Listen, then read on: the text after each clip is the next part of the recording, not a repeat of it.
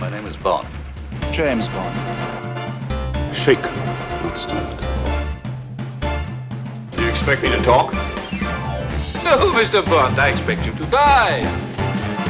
I'm now aiming precisely at your groin. That's not funny, 007. For England, James? No.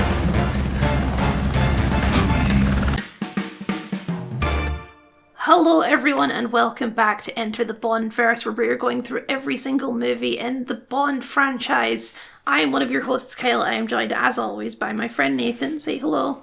Hello everyone! I think it's time to reveal our big secret. Today is not a good day to die. Today's not a good day to die. Also, I think I can't live with the guilt anymore, Nathan. It's time to reveal that we are both actually North Korean spies who have been through significant gene therapy to become white dudes with a podcast. I was told never to reveal this secret, actually, Kyle, quite frankly. Nathan, I'm turning traitor. I've been corrupted by the Western capitalists, so... Well, Kyle, I'm currently trading in conflict diamonds in order to fund a laser that will allow North Korea to destroy South Korea and Japan. Okay, interesting. And I can't give up my cover for that. I need the plan to be successful. Did you ever get those diamonds removed from your face, or did you just sort of somehow cover them over with gene therapy? No, I just engraved my initials into the diamonds. Right, okay, yeah, that makes sense. That seems like a logical thing to do. Nathan, we're doing Die Another Day. That's what all these references are. I love Die Another Day. It's such a... it's the millennium, baby. Everyone's got a case of the Y2K. 2002, baby. Oh yeah. We were barely here in 99, but now we're established. Now we have a beachhead. Oh, absolutely. Nathan, this is my first ever James Bond movie, okay? This is my introduction to the franchise. Fascinating. What an expectation setter this film is, right? Well, okay, yeah. So, you know how when you're a kid you just have a couple movies on DVD that you just can somehow watch over and over again forever? Yeah. This was one of those movies for me, so I've seen this movie 50 times. You know, I think it's also the same story for me. I think I've seen this movie a lot as well when I was younger. But you don't think you knew anyone's names? It was all about the Happy Meal toy appearance of everyone, you know? This guy's got the diamonds in his face, you know? This guy wears the RGB mask. This girl's got the short hair. This one's the one that's always cold and icy, you know? This one's Madonna. How could you forget Gustav Graves, Nathan? Yeah, well, he was Buzz Lightyear. As a child. He was indeed. He does indeed do buzzing, that's for sure. He certainly has a shocking personality. Absolutely. Oh boy, Nathan. You know what was scary in 2002 in North Korea? Yes, some would say still scary today, Kyle. Some would still say that, but yeah, it's just funny how, going through the years, it's the country that can be, the focus of the evil country changes. Yes, We've moved on from Russia. Yeah, the Cold War is over, we need a new enemy, and we've picked North Korea. Yeah. And you know what? It's fairly say I kind of it might seem a wee bit offensive or you're needlessly insulting people, but I like it when we have a country to fight. You know, not a faceless shadow ops, not Renard, not some sort of secret evil organization. Yeah. Not Janus, not Spectre. Just the not good old, whoever the enemy was of the last movie. The good old Reds, Kyle. That's who we're against. Anyway, yeah, Nathan, we start with some stealth surfing. No, Kyle, we don't start with that. We start with the James Bond gun barrel being played forwards and backwards all at once with a lot of drum and bass, and then the bullet going through the barrel into this TV screen. Oh, it's so 2000s, Nathan. It's so We've got CGI now. Yeah, I mean, listen, I would say that there were CGI elements as far back as the GoldenEye one, right? But this is just too much. It feels like this was meant for 3D. It probably was. I know 3D isn't around yet, is it? Not in the way we conventionally would associate it as being around. No. Yeah. That was probably properly kicked off by the Avatar craze started the whole 3D thing. Yeah, pretty much. We're a few years out from that. Mm-hmm. This was just doing it for the love of the game, Kyle. Maybe they were like, oh, we can post convert into 3D later, they knew this technology was coming. But yeah, stealth surfing, and as you pointed out, it's very obviously day for night. It's painfully, it's like a TV show. Yes. I actually think the water effects and the surfing look fine. Sure, it's just surfing is a very hard thing. I know this sounds silly because surfers are known for being cool, but I feel like surfing never actually looks that cool. Oh really? Do you? I disagree. I think like literally riding a wave is very impressive to me. Maybe not cool. Like, I don't see how this is an efficient way to infiltrate a country. Let's put it that way. I know you're relying on weather, but it's low tech.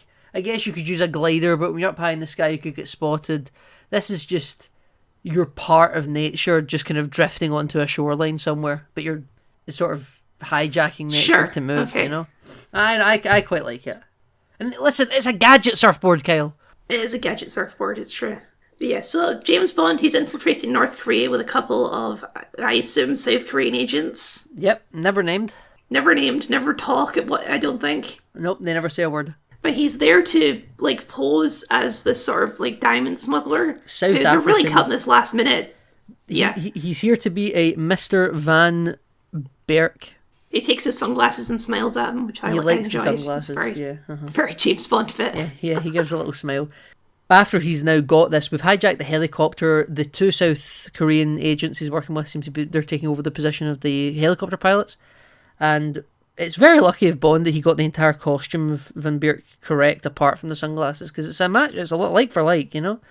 We now are with the helicopter and we're landing in Colonel Tan Sun Moon's HQ in the demilitarized zone of North Korea, where we're here to do business with Colonel Moon, who we're first introduced to beating up someone in a punching bag, and he's doing lots of martial arts kicks to it, and he drops it out. And Kyle, this dude's his therapist. He's like, that's what you It's get his for anger management disrespecting. therapist. Yes. Yeah. Because he says when he's leaving, find me a new anger management therapist. I think he may be a bad guy, this Colonel Moon. I don't know. And a North Korean military colonel? Yeah, probably a bad guy in a James Bond movie, Kyle, I would say. We land and we get introduced, and a man is here to meet Bond at the landing pad of the helicopter, and he introduces himself as Zhao, and he says, I am Zhao, you're late. Good stuff. Good stuff. And Nathan, this is very important.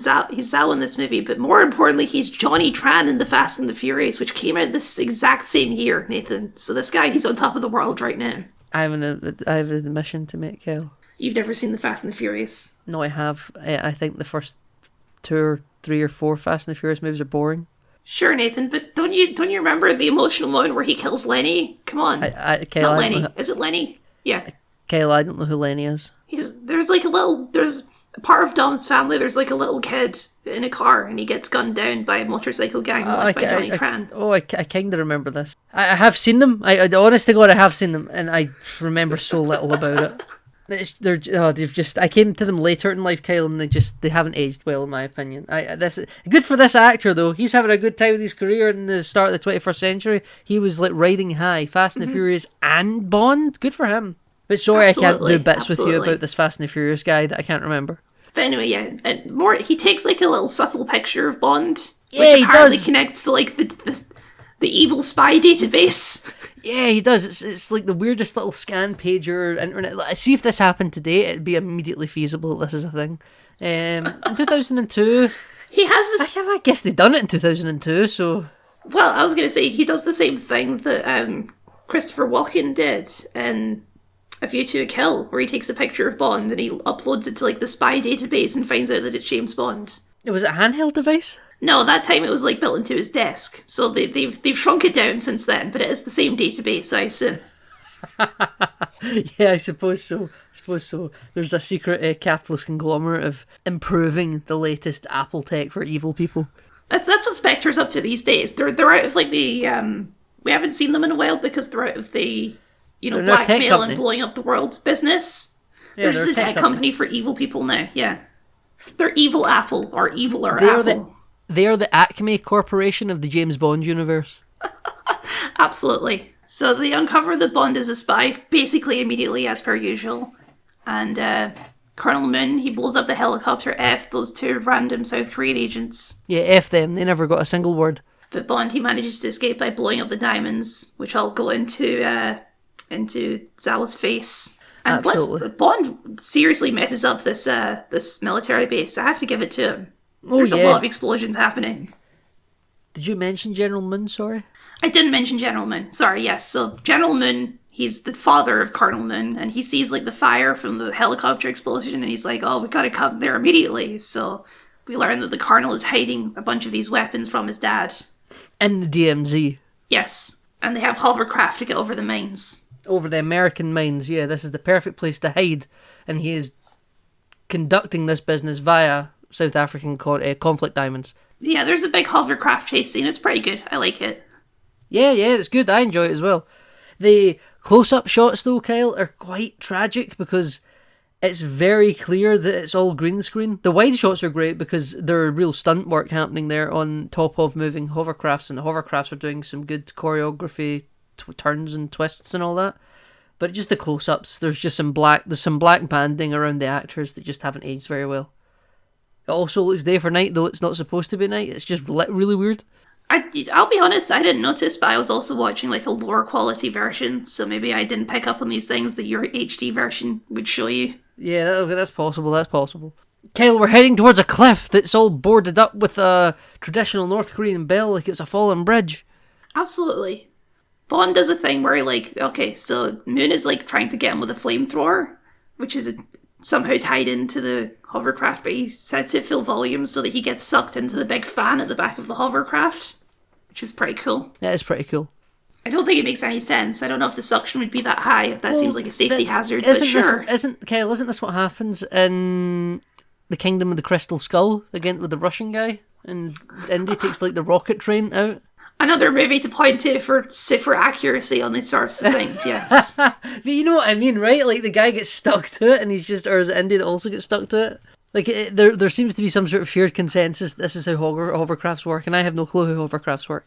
Okay. The last time we saw one of these was when Roger Moore got on one in whichever Bond movie that was. Anyway, so Bond, he manages to throw the guy off the cliff.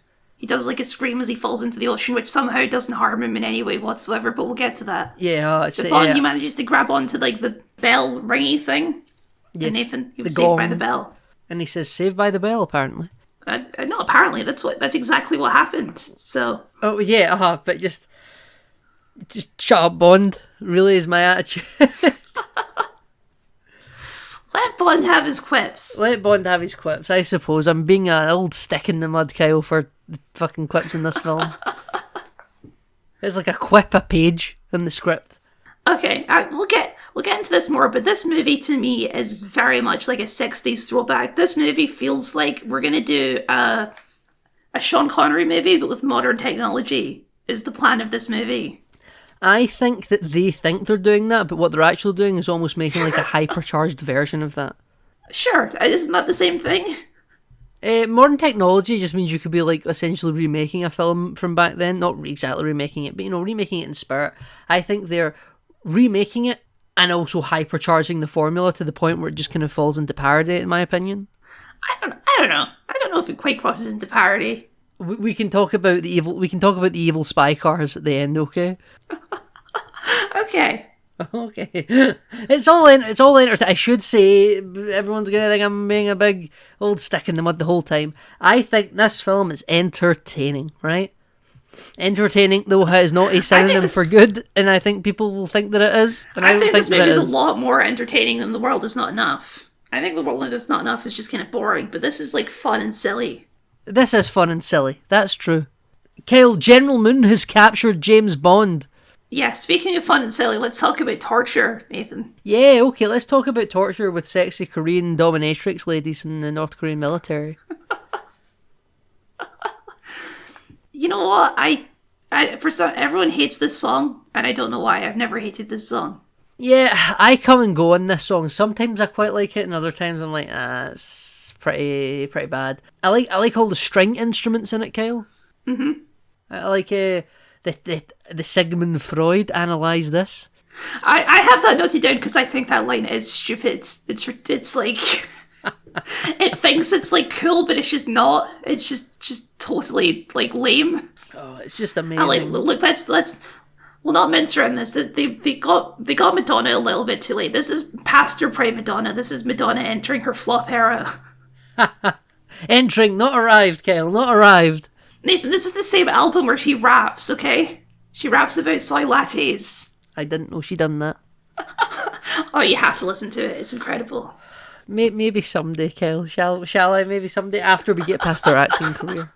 Kyle, is this the first time that like the plot of the Bond movie continues through the opening titles as opposed to just stopping for a musical interlude? I believe it is, yes. I can't think of another example of that happening. You could argue the artsy-fartsy opening of GoldenEye is meant to be like the time jump of the fall of the Soviet Union after the Cold War, going into a post-Cold War period, but that's not literal. This literally is the film still happening. Yeah, literally, we see Bond being tortured, so... Yeah, with weird fire and ice effects of naked ladies. George R. R. Martin, I'm sure, would approve of this. I think it's cool. I think, like, the ice ladies especially, actually, as an effect that holds up pretty well. The one that doesn't hold up well is the CGI scorpions, which look terrible. Yeah, they don't look great, do they? I'm sure Dwayne Johnson was involved. I don't know, I think it's, like, an interesting artsy way to show torture. I don't know, like, Bond is hallucinating these ladies. I think it works. Well, we come back from the torture, and Bond looks like shit. He looks like Robin Williams in Jumanji. Well, yeah, it tells us that it's been 14 months, so he's been here for over a year. Over a year of straight torture. Now, General Moon apparently doesn't condone of the methods used here, but he's also happy to let it continue. See, you say Bond looks like shit. I think this is a top-tier Bond look, quite frankly. Kyle, this is the look that got George Lazenby kicked off of Bond. Are you not familiar with this? I'm not familiar with this, no. George Lazenby wanted to grow a beard and grow his hair out and everything, and would show up to premieres and stuff because he thought himself was more he wanted to work in more indie movies. And they're like, no, you're James Bond, you have a public presence to uphold that you can't just grow your hair out and have a big beard, you look like a crazy person. And he was like, no, I'm going to do this anyway. And they were like, right, okay, well, you're probably not coming back, I reckon, because you're not good brand rep. Oh, the 60s. Now actors go to those things dressed with their hair whatever, no one cares. Yeah, no one cares. Well, I think that's probably too dismissive, actually. There are certain upkeeps you must perform if you're representing a franchise, you know? You can't be a piece of shit behind the scenes and be expected to be kept on in your film role. I know a piece of shit is different from growing your hair out, but you gotta, uphold certain standards. I'm pretty sure Daniel Craig had to keep himself pretty tight and ready when he was being Bond, you know? He couldn't let himself go. I suppose. Maybe I'm overestimating the liberalness of Hollywood. I don't know. Yeah. Remember when Henry Cavill couldn't shave his mustache, Kyle? I do. We talked about that extensively on this very podcast. Yeah. Click the link, everyone. It's right there in the description. Oh, God. Okay, fine. We don't do show notes anymore, but, you know. Here's the thing about, tortured James Bond, is he's still built like a freaking brick. He looks great when you see him with the shirt off. He's not, all scrawny and dishevelled. They've been feeding him well in that prison. He has kept his body mass up quite a bit, hasn't he? Uh-huh. It's just like a head swap he needs. Yeah, he needs to put on a different skin. Yeah. Yeah. The actual body model's the same. Yeah, he needs to put on a different skin, you're right. But Bond hasn't given up any information over these 14 months. He hasn't told them anything. No, yeah, he's loyal. He's an agent of Her Majesty to the core. Yeah, he is. He absolutely is. He's the best Her Majesty's loyal terrier there ever was. But yeah, so he's being traded for Zal, who's been captured by... I think he's been captured by the Americans, technically, right? Well, so Zal was captured trying to bomb a summit between South Korea and China, and he killed 3 Chinese men before they captured him, is all the M says. So they, I presume, was the Chinese. I don't know how the Americans got a hold of him because of that. Maybe it was the South Koreans that got him? I don't know, but for whatever reason, the Americans are overseeing this prison transfer. I could, if the South Koreans were the one that captured him, I could believe that the Americans would have this kind of leeway. I think the Chinese would have just fucking kept him, to be honest. Sure. I'll be honest, I don't know enough about the North Korea-South Korea political situation in 2002 to really understand how this works, for sure. Well, what I was going to say is, before this exchange happens, General Moon is really giving that I'm going to execute you Bond monologue on the lead up to this prisoner exchange. You've done everything to ruin my son and you've killed him and I'm never going to forgive you for the death of my boy. I'm Captain Kirk. Mm-hmm. He's like, my son was educated in the West that hopes that he could be a bridge between our two peoples, but he's been corrupted by Western capitalism and he had an ally in the West that was helping him. And he's giving Bond all the exposition to sort of send Bond off on a mission on behalf of him. Not quite, it's not quite that direct, but like from a script writing perspective, that's exactly what's happening. And then he's told to walk off into the fog, and this is where we see Zhao looking great, by the way. I think the diamond face look is really good, especially with hair. I agree. I know people are like, well, why doesn't he just get the diamonds removed? Well, because it looks cool. That's why. Because he's a Bond villain with a cool Bond scar. Okay, it's fine. I love it. I think it's a great look. It's like Bullion. Remember Zukovsky's friend with the golden teeth? He put his money where his mouth is. I do remember Bullion. I'm surprised though the Americans didn't try and remove them. They were like, no, you're not allowed to keep these actually. This is like criminal evidence. Yeah, we're gonna pick these out if you don't mind, yeah. Yeah, like unless like it would kill him. Like the diamonds are slowly like he's the new Renard. The diamonds are like moving their way further like he's and further Iron into Man. the centre of his face. Yeah, it doesn't seem that way though, yeah. No, it doesn't seem that way, no. But Zhao is now back in North Korean hands and Bond is given to the Americans and Charles is there on behalf of them. And they're like, you know, you would think he's a hero, you know, he's fucking awful. And then Bond is sedated and taken to some sort of British destroyer off the coast of Hong Kong, where he's like, they do like a big medical workup on him, and then they discover that, you know, he's been given venom, but they also give him anti-venom, so it was like they wanted to just keep the circle of torture going forever and ever and ever. But they actually say his internal organs are in pretty good shape, apart from his liver. So it's definitely him. Good joke. Bond's an alcoholic. We know it. Yeah, we know it. Anyway, there's another scene with M, because any scene with Judi Dench M is just good. Doesn't matter what the movie is. Yeah, absolutely. I agree. Yeah, I don't know. I just like the dynamic of Pierce Brosnan and Judi Dench Bond. It just works for me so well. It's like he's this like rough on the edge kind of, not rough on the edge, but like loose cannon type agent, and she's this super like by the book type person. Yeah. So they just clash really well. I just like this dynamic. It is a really good dynamic because and we'll get there with the Daniel Craig Bond, but when it comes, there's a lot more of a kind of almost like a mentorship going on there because she helped him become a 00 in a roundabout way. Whereas this was a 00 who was already active and this is his new boss and they both have different ways of doing things. Yeah. I think these two feel much more like equals in a way that Craig and Judi Dench had more of a, almost like a mother-son relationship. Yeah, I like it too because a little later, because obviously Bond escapes and she's talking to the Americans like, well, that is what he's trained to do. Yeah, he's doing his, like, that's exactly what we've set him up to do his entire life. Even if she doesn't approve of his method, she does still like trust in his ability to get the job done. Yeah, well, so M comes in and is basically saying that the top American agent in the North Korean High Command was executed a week ago. The Americans intercepted a signal transmitted from the prison where Bond was the only inmate with that name. Like, the name of the agent was broadcast from that prison. So they think he cracked. Yeah. Which is why it became important to try and get Bond out of there in case he gave up anything else. Now, of course, Bond didn't give away any information, but they believe it to be the inside man that General Moon was talking about, who's still active these 14 months later. This inside man also perhaps is responsible for the reason that Bond was initially captured the first place in North Korea. Responsible for his betrayal, the reason that his information was on the spy network. All connected, Kyle. So Bond's got a bit of a vendetta here. Yes. And, M isn't quite sure if he's telling the truth or not because he has been in prison for 14 months being tortured, so, you know, I can understand her caution. Bond is going to be kept incarcerated until further notice. He's going to be sent to the evaluation centre in the Falkland Islands, and his 00 status is rescinded. This is a real license to kill, license revoked kind of situation going on. Yeah, you're right, he has no use to anyone anymore. Which is quite a fucking hard line from Judy. Jesus Christ. It comes back around later though, doesn't it? So there you go. Yeah. So Bond is lying in bed and decides to have torture flashbacks to fake a heart attack, I think. And when the medical team all I don't know how this works. Yeah, he raises his heart rate by thinking about his trauma and it causes cardiac arrest. But not really, because Bond, the second he's like about to be, you know, shocked back to life, he just wakes up and beats everyone up, the doctor team, to knock them out, gets the kiss of life from one of the nurses when he's given CPR, thanks her for it, and then just leaves. He jumps overboard and he swims to the Hong Kong shore.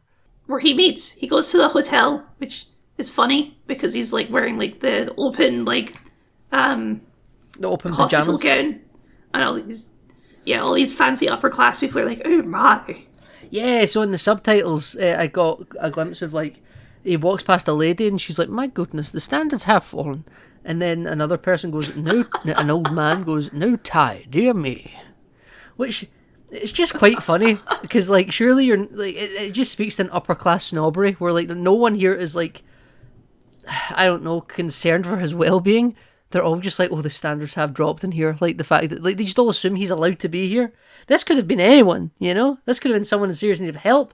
This could, let me just say, Bond isn't serious need of help. This could have been like an escaped murderer, like they come to murder you, and you're just wondering about his apparel. It's good bits though. But Nathan, he meets up with beloved famous character Chang. We all know Chang, right? Yeah, we do meet. I don't know who this man is, Kyle. Who's this man? This is no one. We've never met this man before. But the movie kind of assumes, like, oh, this is an old friend of James Bond. Yeah. Just go with it. Yeah, this man has a previous relationship with Bond. He is the hotel manager, and he's going to set Bond up with the presidential suite, because Bond comes to the reception, asks for his regular suite, and they're like, who the hell are you? Like, what? No, what? What? Do you have a credit card? Do you have any luggage? And this is where Chang sees him, and is like, yeah, we'll give you the presidential suite. Bond's like, send out my tailor, give me some caviar, a bottle of Bollinger 61 if you have any left. And they're like, of course. And he's like, the manager's like, snap, come on, let's get it done. Let's get this man set up where it needs to be. Next, we cut to Pierce Brosnan shaving himself, and he's clearly already had like a full makeover because he just looks $1,000,000 instantly, doesn't he? Oh, yeah. I mean, he's James Bond. He knows how to look after himself. I will say that, at least according to the trivia on the wiki page, I assume the scene would have been different, but this was originally supposed to be where Wei Lin would make a little appearance in this movie because, they're in Hong Kong and all that. Yeah. And she would somehow be the one who helps Bond, escape and get back on the case. But they just couldn't get Michelle Yeoh, so they just did something else instead. Which is a shame. Fun. I would have liked to see Michelle Yeoh again. My only reservation to that is, how could the story have written a compelling way for her not to just go with him for the rest of the film? That is a good question, yeah. I mean, I would have been fine with that too, to be honest. But... So would I, But you know what the Bond franchise is like. It likes to keep things moving on, doesn't it? Yeah. We don't ever do returning Bond girls, it's true. I mean, we do eventually get a couple returning characters in the Craig era, but so far we've never had a single returning Bond girl for 20 films. Not a single returning Bond girl at all, no. We do get Valentin Sivkovsky, we get General Gogol, we have a whole host of returning people throughout the franchise, but yeah, never a Bond girl. Never a, who could forget Felix Leiter, But yeah. Of course. And his wife. Remember his wife? That from that one film. Yeah, I do. So, Bond is going to get offered a massage from someone who's sent up by the hotel manager, compliments from the hotel, and Bond's like, oh, I'm sure you have got the compliments. And then he is feeling her up, and she's like, I'm not that kind of masseuse. And then he pulls out a gun from under her skirt. He's like, oh yeah, I'm sure you're not. Yeah. And then he smashes the mirror that's in his room, and there's the hotel manager with a camera. They're trying to film a sleazy sex tape of Bond. And then she's like, you think I haven't always known that you work for Chinese intelligence? I've always known. And he's like, get out of here, Bond. Hong Kong's our turf now. It's just such high school pettiness between Britain and China. Yes, it is, yeah. And then he's like, no, but I'm actually here because I need your help specifically.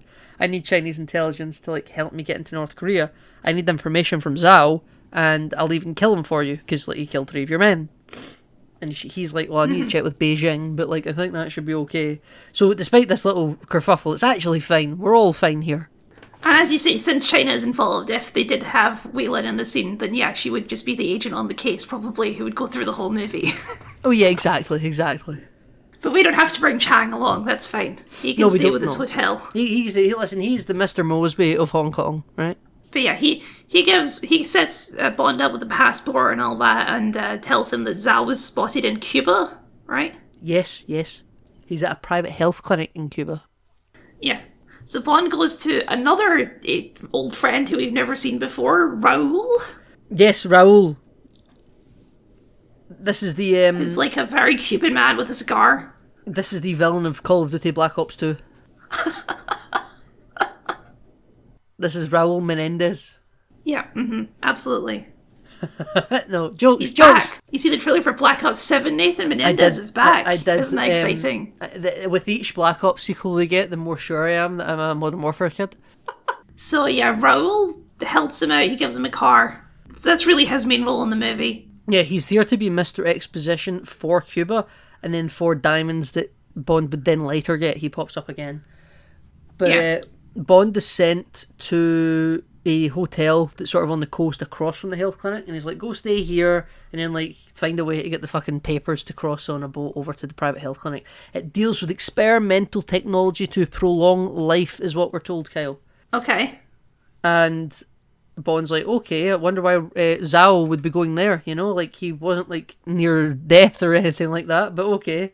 So we go to the hotel, we see a guy that's, like, giving hassle to the hotel staff, and he's like, you know, Yeah. here's your papers. Some guy, yeah.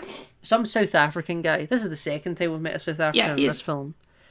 He has a very thick South African accent, yeah. In the credits, he's listed as just Creep, which I think is very funny. Yes. Yes, he is. Yeah.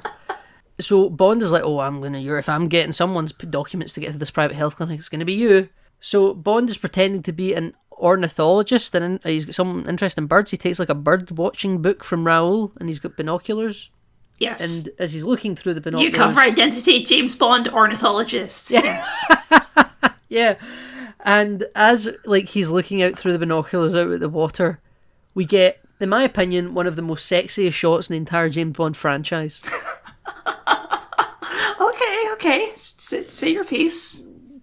I should say, I think Halle Berry is a gorgeous, gorgeous woman, and we get this amazing shot of her. It's a throwback to, you know, Honey Rider and Dr. No. Yes. But like she comes up and out of the water, and she's just, as you know, Kyle, I enjoy it when people are wet, and she is just simply, she is just simply soaking here, you know. She gets up and comes out of the water, and Bond, you know, he's ordered a mojito, which, side note, by the way, I love mojitos. They're minty and refreshing and lovely. And Okay. he Good to know. sees... Yeah, oh yeah, just, you know, fun fact for everyone. Some people listening will know this, some people won't, so it's nice to just find a balance, let people know where I stand on the mojito, on the great mojito question. She comes out of the water, and Bond says, it's a magnificent view, isn't it? And she's like drying herself down and goes, yeah, it is really pretty. And then he says... a line that I just love. I love it. I mean, my main friend of the show, Stuart, we talk about this sometimes. Sometimes when we want a drink, we'll say mojito to each other, but we'll say it the same way he says it to Jinx in this scene, where he says it with a weird accent. He just says mojito. I'm like, yes, please, I will have a mojito, please. Thank you. Well, yeah, I mean, this is the scene where it's like, even if you didn't know that Jinx is a spy from the posters for the movie, it's extremely obvious that Jinx is a spy. Yes, Because well, so, she's, once again, just kind of a female James Bond. yes, well, her name is Jacinta Johnson. Their friends call her Jinx. She was born on Friday the 13th. I don't need any of this backstory, you know? They wanted at some point to give this character their spin-off. Yes. Well, they also wanted to give Wee Lynn a spin-off as well. They kept trying to get spin-offs and none of them ever got off the ground. Maybe now. Halle Berry could still do it. Maybe now with Amazon, yeah, you're right. But yeah, no, I love that because she says, my friends call me Jinx, and Bond says, my friends call me James Bond. Which is like, okay, James Bond. Okay, I think it's a brilliant line though. My friends call me James Bond, secret agent. You know? MI6 007, yeah. Yeah, yeah. You know, I have business cards, you might know me. There's also another line delivery he says here that just sticks with me. So when she says that people call her Jinx, he says in the most highbrow British voice ever, he goes, Jinx, you say? Like that, you sound so out of touch. You sound like a university professor. Jinx, you say? Is that him leading into the ornithologist persona? Yeah, no, he's super invested in this ornithologist cover. Yeah, because they do a bunch of like bird sex innuendo. So Yeah. good. Now I quite actually like this back and forth. It is very, it's like an arms race to who's gonna like make the first move, but because obviously when Bond is speaking to a woman, he just makes like sexual advances until like they end up together, right? But this is also a Yes. secret agent doing the same thing to Bond, thinking he's just a sexy ornithologist. But because they're doing it to each other, their pickup lines just keep building on each other, and it's like an arms race to just like who's going to end up on top. Literally. I actually it's a very sexually charged back and forth. That goes on for like 20 seconds or something. But it's actually, if you can discover the script reason for it, I think it's actually quite good. Sure. It also leads into a fairly raunchy sex scene as far as Bond sex scenes go. So there you go. I would agree, but it's been 14 months, you know. Yeah, he's pent up. Yeah. Yeah. So like he's like, yes, I can still perform. These scorpions didn't like make me sterile, you know. Anyway, so when we wake up, we see that Jinx is already on her way to the island. Yes. So Bond has to make his own way. He decides to. I love this scene. It doesn't make sense really, but he goes to the South African guy's room. He's like, "Who the hell are you?" And then he just punches him in the face. He goes there with a wheelchair. He's prepared to do this. So Yeah, he knows why he's attending. Yeah, he isn't going to pretend to be the South African, because who would want to be South African creep? He just knocks him out, goes into the room. The prostitute that's in the room just sort of like, I think he says like "Buenos dias" to her, and she just like says hello back, and then picks him up, puts him in the wheelchair, takes the tickets, and leaves her. You know, she doesn't care. She's already made her business. It's fine. She's done her business. So Bond takes this man down to the boat. He gets taken on as like a chaperone because the guy's he's knocked out cold. This isn't like a 5-minute stun. Yes. This guy's out for the day. Jesus Christ, Bond. Like, this guy's probably got brain damage. Oh, if he didn't get it from the punch, he definitely got it from the part later where Bond uses him as a distraction to like slip off by just ramming his wheelchair into a wall. Yeah, you're right. So Bond is playing like a stealth mission around this facility because he doesn't want to get spotted by anyone. For some reason, I think he's reasonable right to be there by the staff. They would just assume that he's a patient, you know? Until he tries to go to like the guarded area. But when he gets back into the area, there's like a family sitting down like fucking meeting time. Can you not just pretend that he's visiting someone in that moment? Like, if that old man can be in the cordoned off area, unless he like has something really fucked up going on, Kyle. He just doesn't want any untoward attention. Well, he steals this man's grapes, right? Yes. Well, he takes one, yeah. Yeah, he takes one, yeah, and he says hello again. He just loves saying hello to everyone, doesn't he? Now, he's just very friendly. But yeah, James Bond's a friendly man. Yeah, I would agree. Always known to be friendly, Mr. James Bond. British assassin. So, during this infiltration on the part of Bond, Jinx is having a meeting with like the head doctor in the secret experimental life prolonging technology. And we find out that it is... He's doing some Bond villain monologuing about how, like, he's an artist and all this, yeah. Yes, he says that, like, we have to, like, mince down some orphans to make this work, or something like that. Yeah, so this, like, prolonging of life experimental thing is actually DNA replacement. It changes everything about you, your facial structure, your, like, literally your DNA, probably your fingerprints, everything about you. So, that's what's happening here. It's very expensive and very painful, like all art is, Kyle, as you know as a YouTuber. Yes, Have you ever had to do this for a YouTube video? Yeah, I mean, Nathan, we already started this bit with the reveal that we are North Korean agents, so... True, very true, Kyle, very, very true. Yeah, you're right. I thought maybe you had to do this when you posed as the Invisible Woman for your Marvel Rivals video.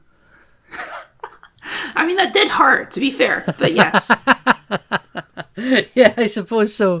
So, Kyle, do you know that a lot of artists aren't actually truly appreciated until after they're dead? I did know that, yeah. That's why Jinx shoots this guy dead immediately. Jinx just kills him immediately, right there, dead. Breaks into his computer, steals all his files, plants a bomb, gets moving. But Bond finds the secret access door, and he gets in, and he's hunting around. I guess if you'd never seen this movie before, this could be like, oh, Jinx is a villain. But, yeah. Possibly. As a child, I never had that inclination, but I was far too trusting of people that Bond liked, you know? Well, this movie should teach you to know better than that, Nathan. Yeah, I suppose it should, yeah. So, when Bond's, like, sneaking around here, there's, like, audio being played that's, like, different people saying where they're from in different languages and accents. And I think that's to, like, train the people that are going through this DNA replacement therapy how to create accents and identities and cover stories for themselves so they can actually live a new life. Yeah, that's not just my have assumption. A new face. Yeah. Yeah. So we find a man underneath like an RGB face mask that we learn later is a dream machine or something. Something like that, yeah.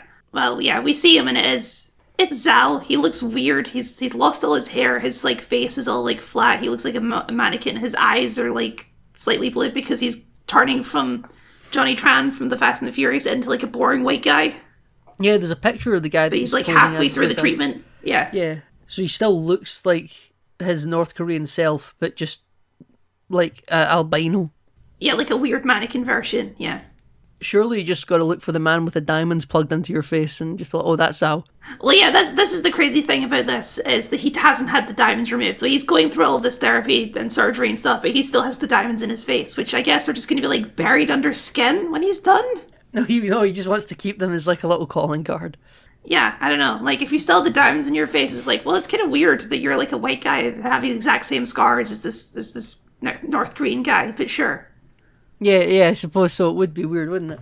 But Bond wakes up Zhao and like gets a little vial around his neck that's got some diamonds in it, though we don't know it's got diamonds in it yet. I don't know why he does that. Zhao has like a little necklace. Yeah. Yeah, but Bond just takes it for some reason. I don't know if he doesn't know there's diamonds in it yet because he reveals that later on. But he just takes it, and then he's like trying to get information, like who betrayed me, who's like the inside man, who like got you to trade out of South Korean custody to get me back, you know? Who's financing this super expensive procedure you're going through? Yeah, who's bankrolling this makeover? And then Zhao just like starts brawling and gets free because he runs away like a fucking gremlin, you know? Yeah.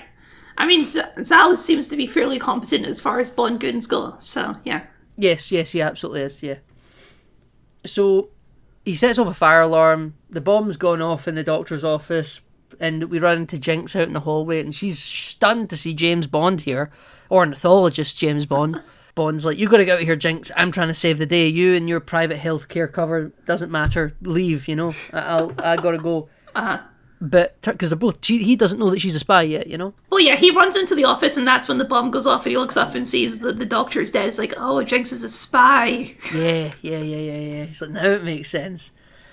And they're still chasing, and Zhao makes it to a helicopter and flies away, and Jinx is trying to shoot Zhao from like the sidelines with a like extended barrel pistol, and she kills a bunch of goons, but doesn't kill Zhao. But she gets away, and then like the Cuban police force are there, and they're telling her to surrender.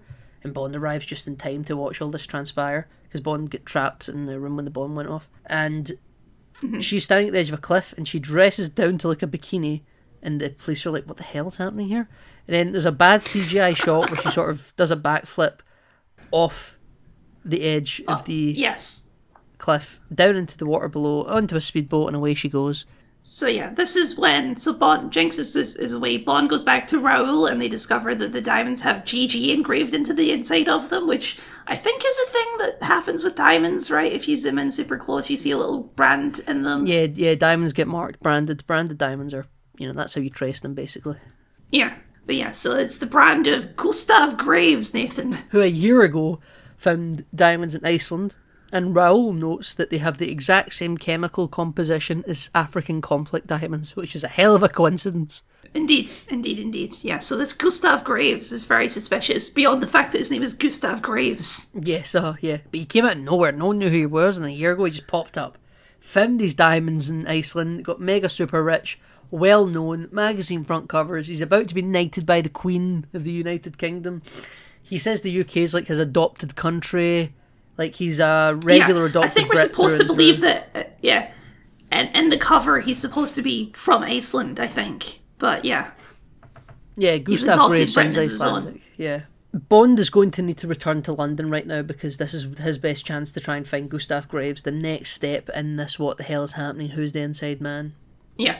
So we're introduced to Gustav Graves. He skydives out of an airplane to London Calling by The Clash. So yes, very with a Union Jack parachute, regular James Bond shit, which turns out is intentional, as we'll learn later on. Absolutely, yes. And he's getting because at this point in the movie, you're like, who's this Gustav Graves guy? Who could it be? Who could it be? So he's getting a knighthood. He doesn't sleep, is the rumour, which is also apparently true because his DNA replacement makes him a permanent insomniac, hence the dream machine.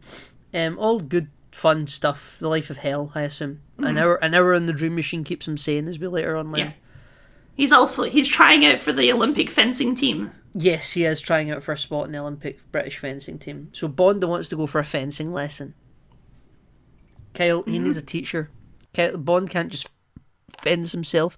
He needs someone to teach him. Kyle, who's teaching Bond? Well, I don't know, because she isn't in the credits. I have no idea who this is, Nathan. Is she actually not in the credits? She's not in the credits for some reason. Yeah, she's uncredited. I had no idea. Crazy. You don't go to credit in like 1,000 years. Like you'll wish you'd credited her, but right now everyone knows who it is. You know.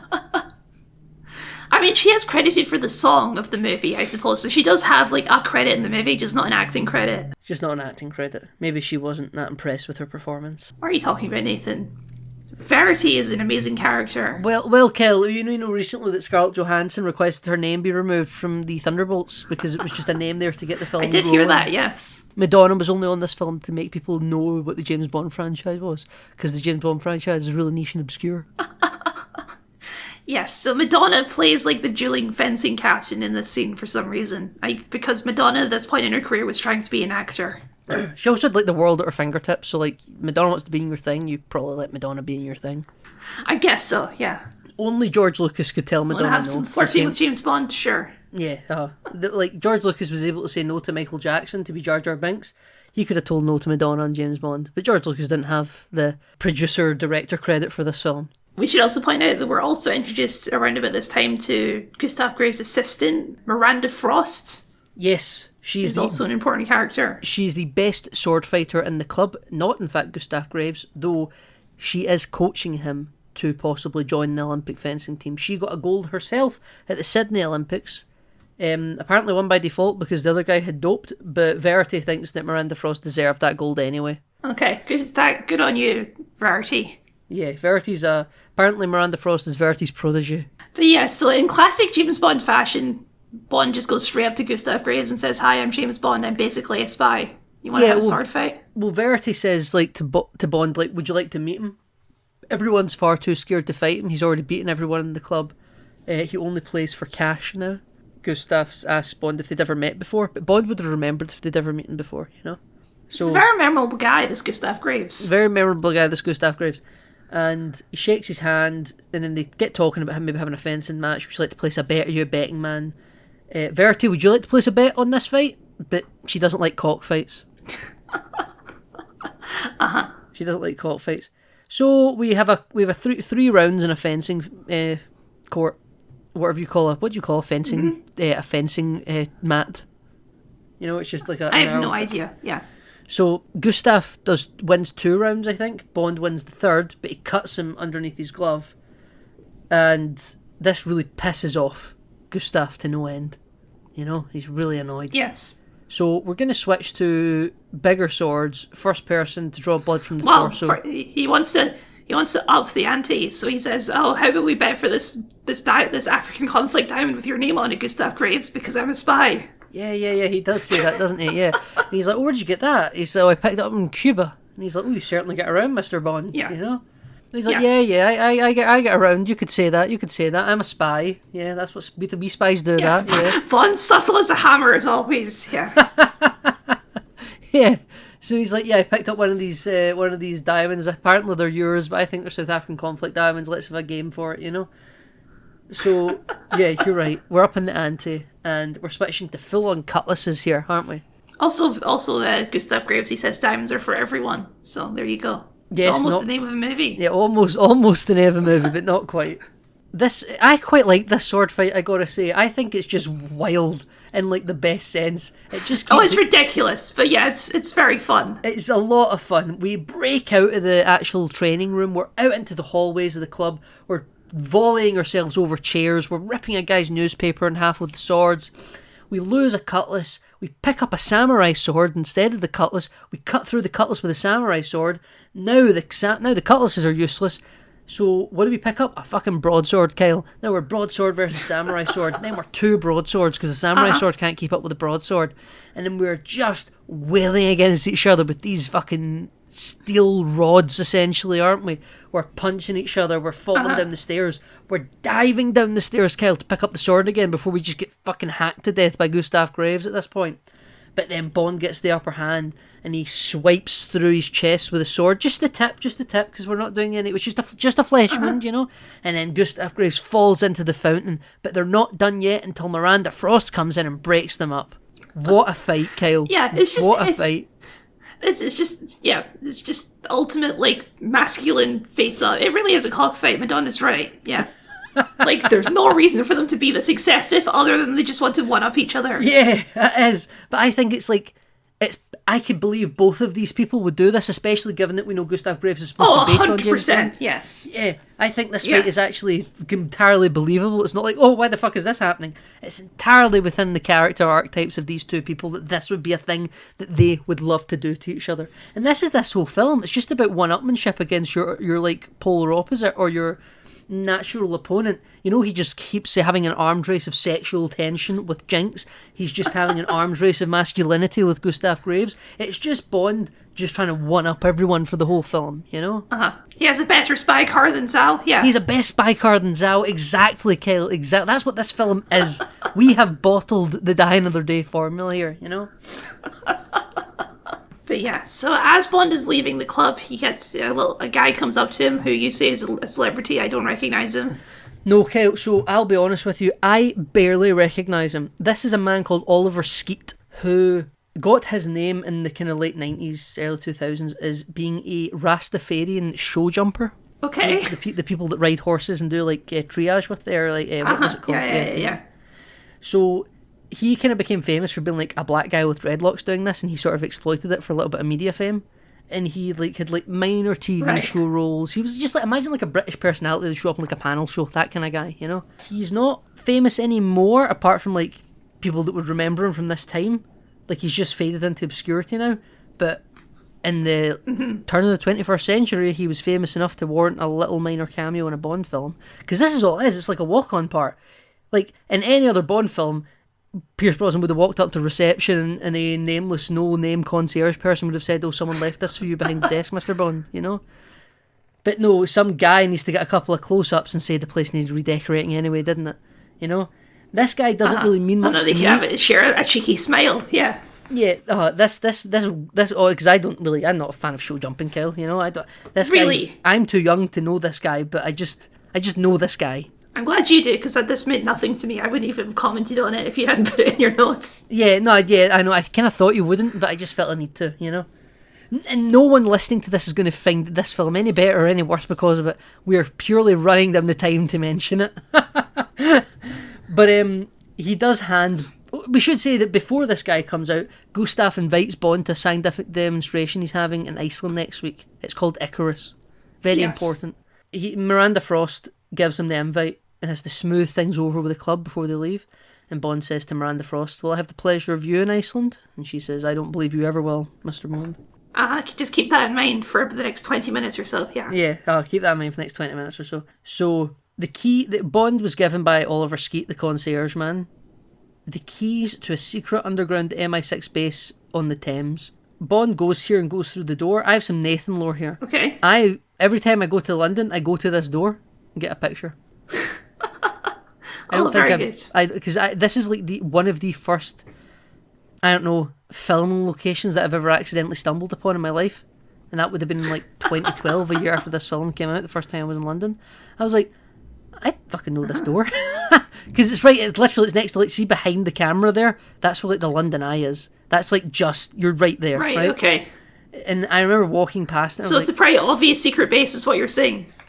It's not like obscure at all. I accidentally found it and was like, holy fuck, it's this door. Yeah.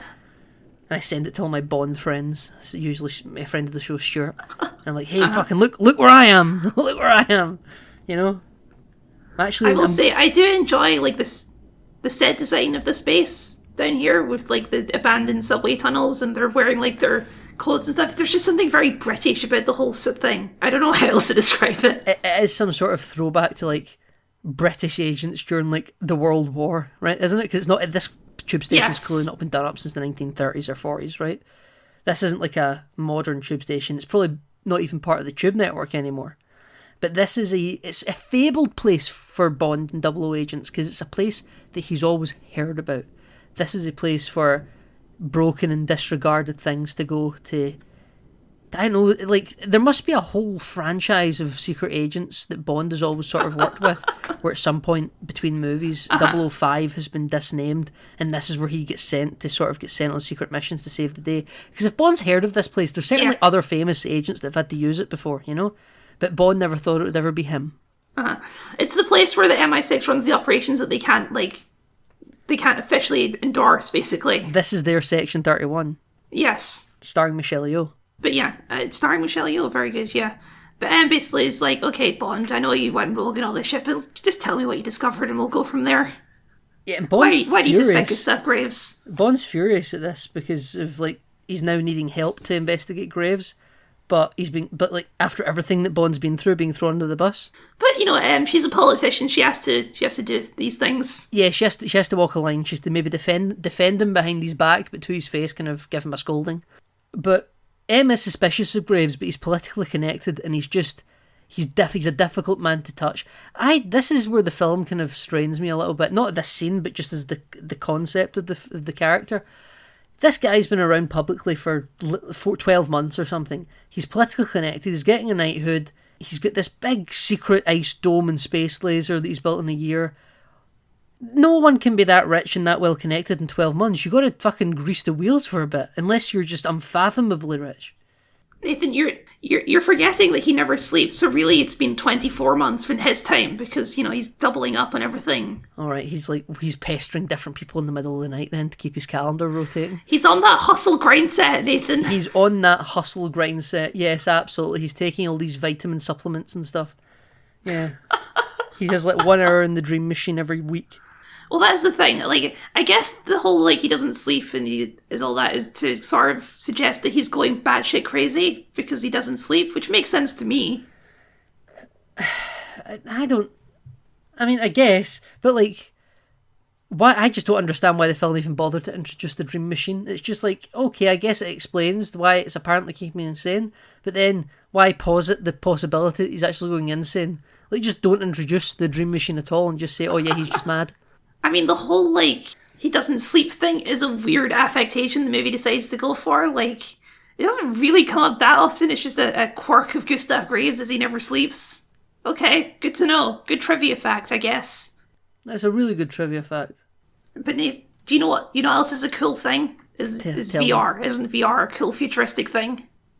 Yeah, I would say so. VR is pretty cool. It's cutting edge technology in 2025. Everyone's kind of interested, and it's more like it's augmented reality now. But yeah, I'd say so in 2025.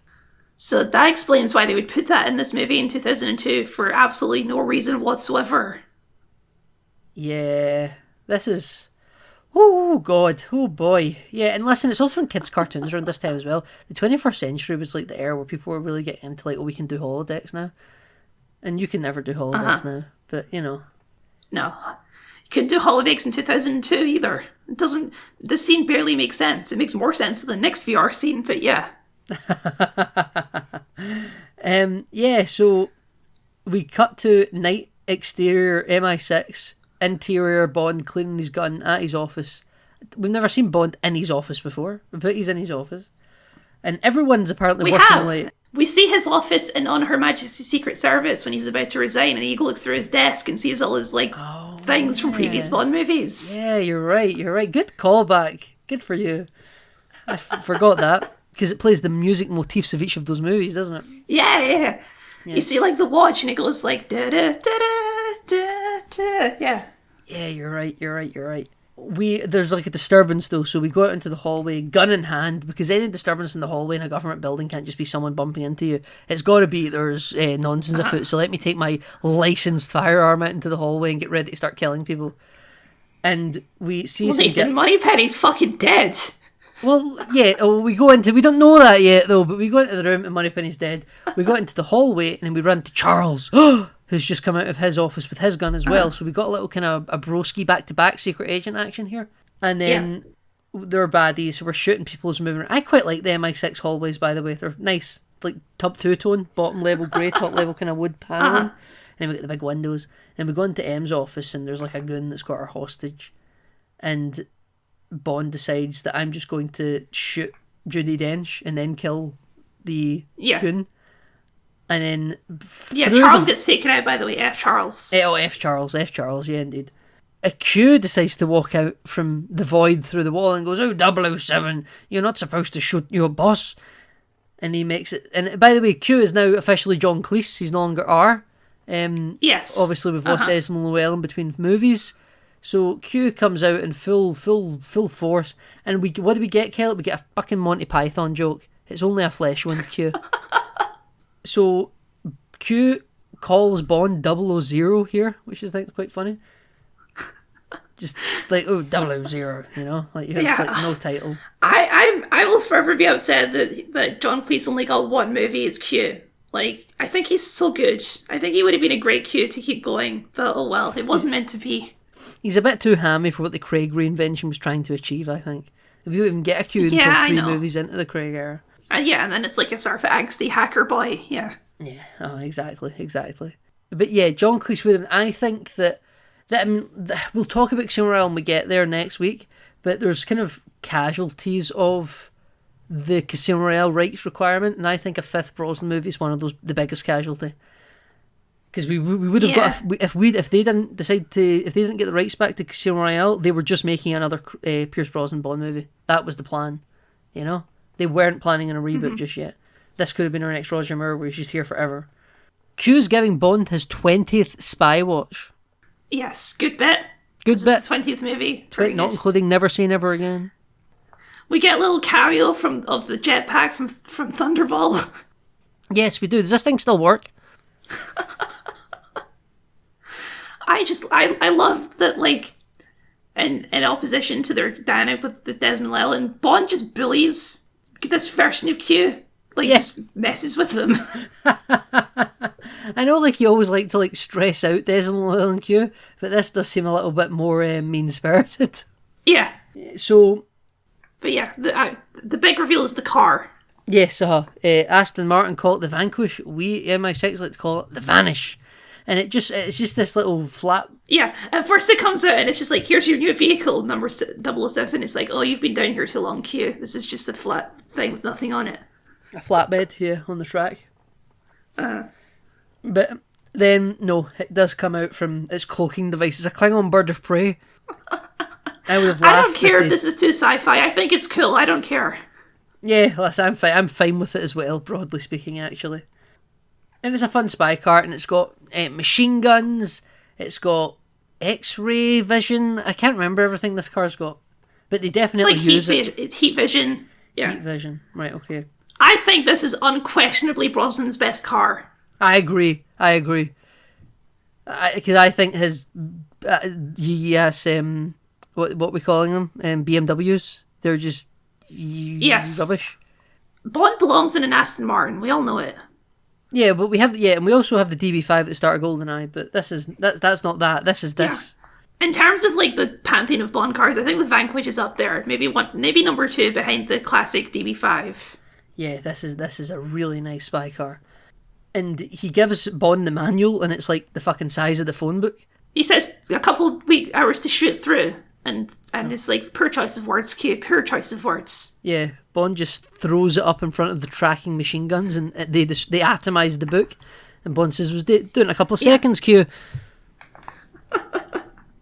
Q just huffs and puffs and Q walks looks away. Very distressed. Yeah. He says specifically, which I can make you vanish. True. Good bit. Now that's end scene.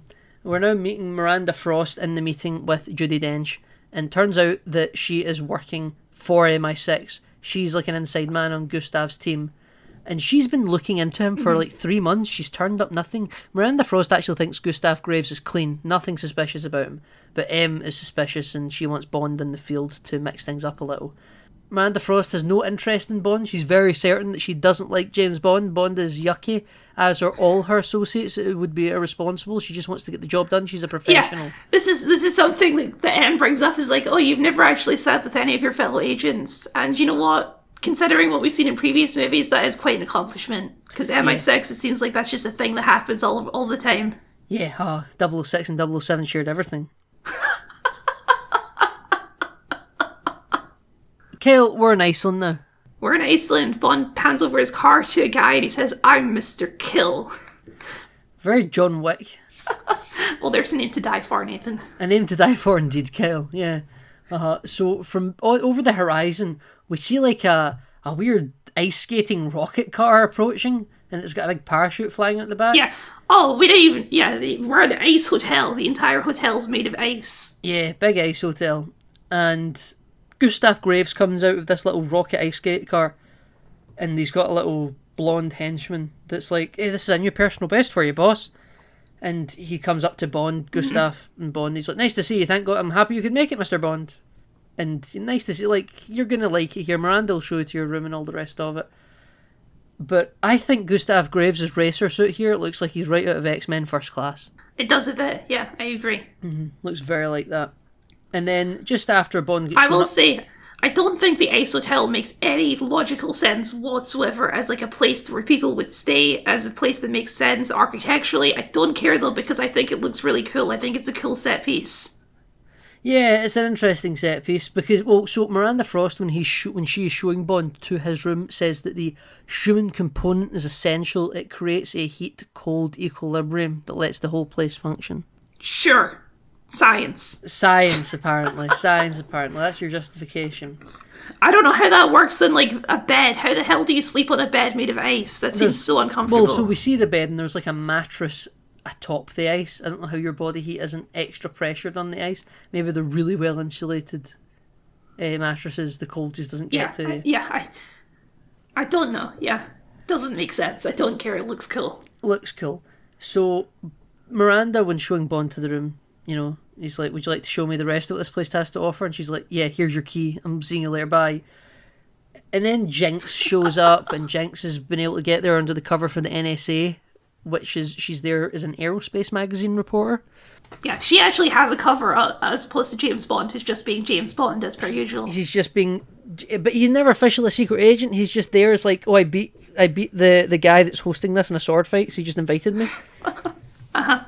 Could you imagine just inviting some random dude that's got nothing to do with anything to your shindig because he beat you in a sword fight? Well, okay, I mean, we know that Gustav Graves does know who Bond is, so Yes, I guess I suppose. I don't know why he invited Bond still, but given that he knows who Bond is, but he did, I guess. He's just there to show off. He's really got into the role play of the big Yeah. bravado aspect of it all, you know?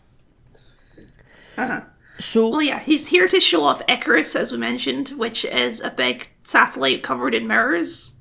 yes, it is, and it can redirect light to anywhere on the planet to help with things like crop growing or anything like that in the middle of the night, you know? Like, there's going to be no place untouched by Icarus. I have to say, Gustav Graves, I appreciate the drama of all of this and all that, but never call it anything related to the sun ever Icarus. That's such a bad idea. Like, you know the story of Icarus, right, my dude? Don't call things Icarus. Yeah. But it's a cool name, Kyle, and we're an audience member, you know, it's dramatic. You know? And also, it's more of the bravado, because he thinks he can use the cool name of Icarus, but not live up to the, too close to the sun shit, you know? It's like, I will simply not fly too close to the sun, it'll be fine. Yeah, exactly. He's a daredevil, Kyle.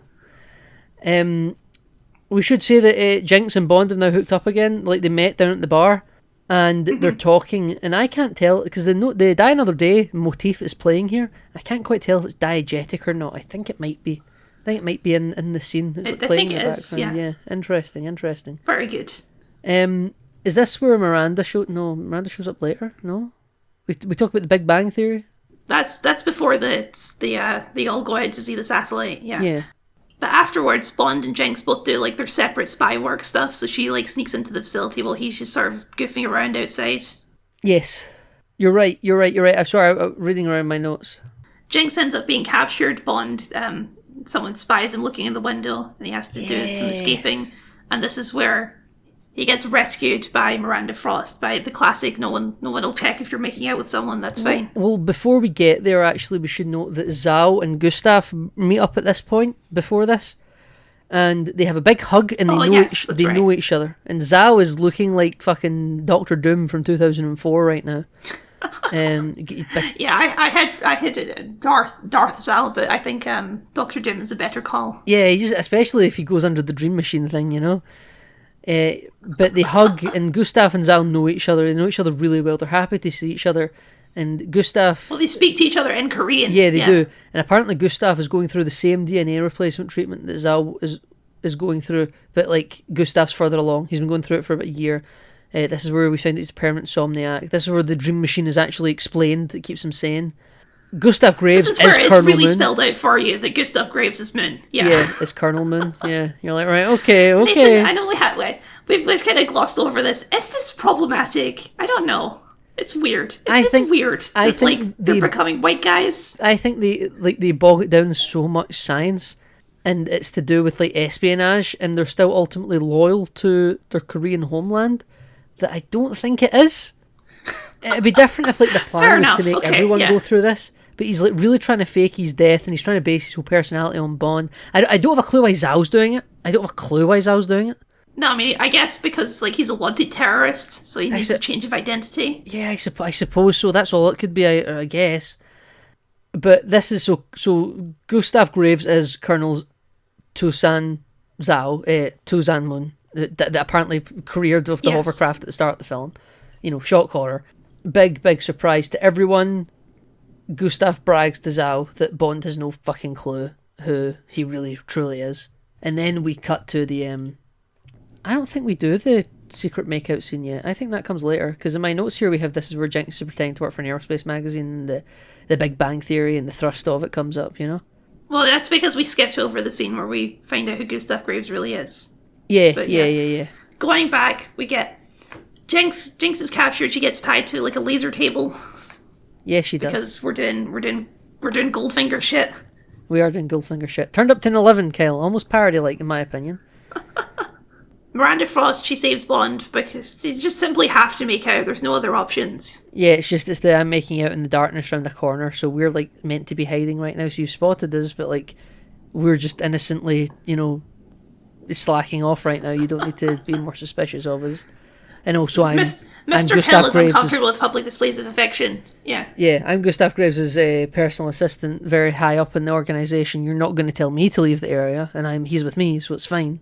And then even though she told M that she has no interest in James Bond, she's like, oh, we have to stay in the same room to keep up the facade that we're lovers, and I guess we should just have sex while we're here. So yeah. Well, I understand. She came immediately. I understand that she was doing that in order to try and kind of exploit him and like send him out on a mission with no ammo in his gun. Like that, to me, that seems like this was premeditated. Mm-hmm. But what I don't understand is why she decides to help him out when he's hiding from the guards in the first place. That's a good point. I guess just for the dramatic reveal later. But, like, she could have just left him to be hunted down. She's also a drama queen, like Gustav Graves. She just likes manipulating people for fun. That must be it, because that's the bit that I don't get if she's really actually the inside man. But, yeah, so they spend some time together. And Bond then wakes up and decides to go out. You know, he'll be back for you. I'll be back for you later, Miranda, you know. But not before we find out, by the way, that General Moon was at the attendance of the laser, the North Korean general, the father of Colonel Moon. He was there in attendance of the satellite test. He was also invited to Iceland somehow. Gustav's henchman also creates a shock glove that can channel 100,000 volts of electricity for some reason. It's a defense device, apparently. It looks incredibly stupid. Big plastic body armor. Yeah, it's like a toy. It looks like the N64 power glove or whatever that thing is. Yeah, it does look a bit like that. It looks like a fucking like Cyberman prop from Doctor Who. It does look very Cyberman, yes. Yeah. So just some crazy stuff going on here. Yeah. By the way, we have skipped over it. I think we should come back to it. Miranda Frost, before she saves Bond, sees Jenks and Bond talking. And they go, oh, I see you've met Mr. Bond, you know, I'm sure he's told you about his Big Bang Theory. And Jenks says, you know, I'm sure I got the thrust of it. And they're drinking mojitos together here, you know. It's all just very good. Yeah, I couldn't let that stuff pass, Kyle. I'm sorry, we were going to get further and further away from it. I couldn't let it happen. Big Bang Theory, thrust of it. Anyway, yeah, so Jinx is all tied up. Bond saves Jinx, and as you say, it's a laser scene tied to 11 because the lasers start going everywhere and they have to like dodge out of the way of the lasers, and it's insane. Yeah. Yes, it's pretty ridiculous actually. But Mr. Kill does get Mr. Killed, and it's pretty brutal actually. It is pretty brutal. Jinx saves Bond in this moment by sending a laser through his head. Then Jinx cuts off Through his the back arm. of his head, and then it comes out of his mouth. Yeah, it's mad. And then Jinx cuts off his arm to get the fingerprints that they need to get out of the greenhouse that's attached to the ice palace. Yeah. This is apparently the diamond mine. The diamond mine is also Yeah. like a sort of greenhouse and habitat. Yeah, it kind of keeps hot temperatures in with the cold. And it's connected to the ice palace, but it's not made of ice, so it would just be like freestanding when the ice palace goes down. It's very strange because it has like non-ice components, like big piping and all that around it. That also, Zal does admit that this mine is fake, but the lasers are real. You know, that line, that infamous line. Bond also in this moment figures out who Gustav really is.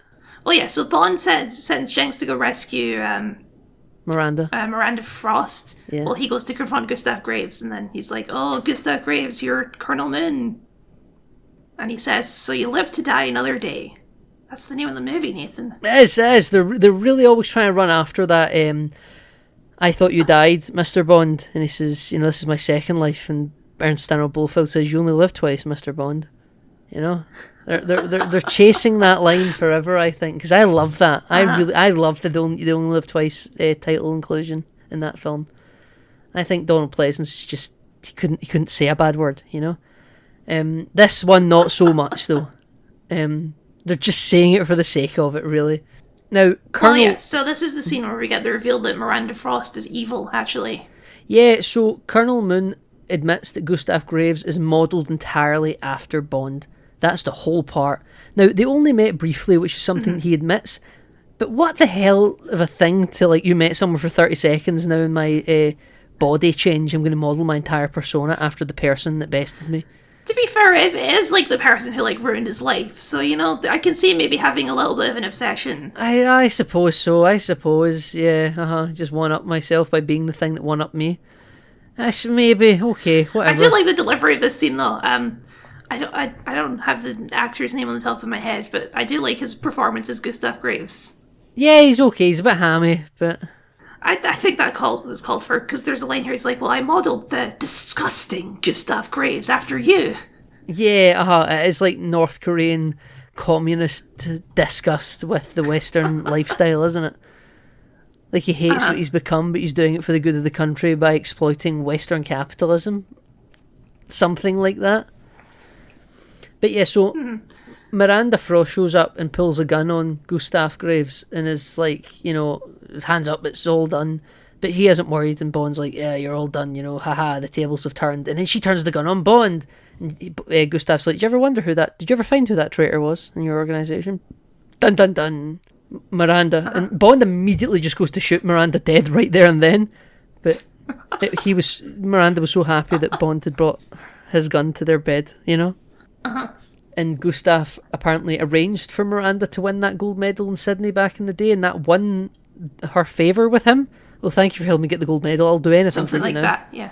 Yeah. Well, he says, like, we share, like, an important quality, we'll do anything to win, or something like that. Yeah, apparently, yeah.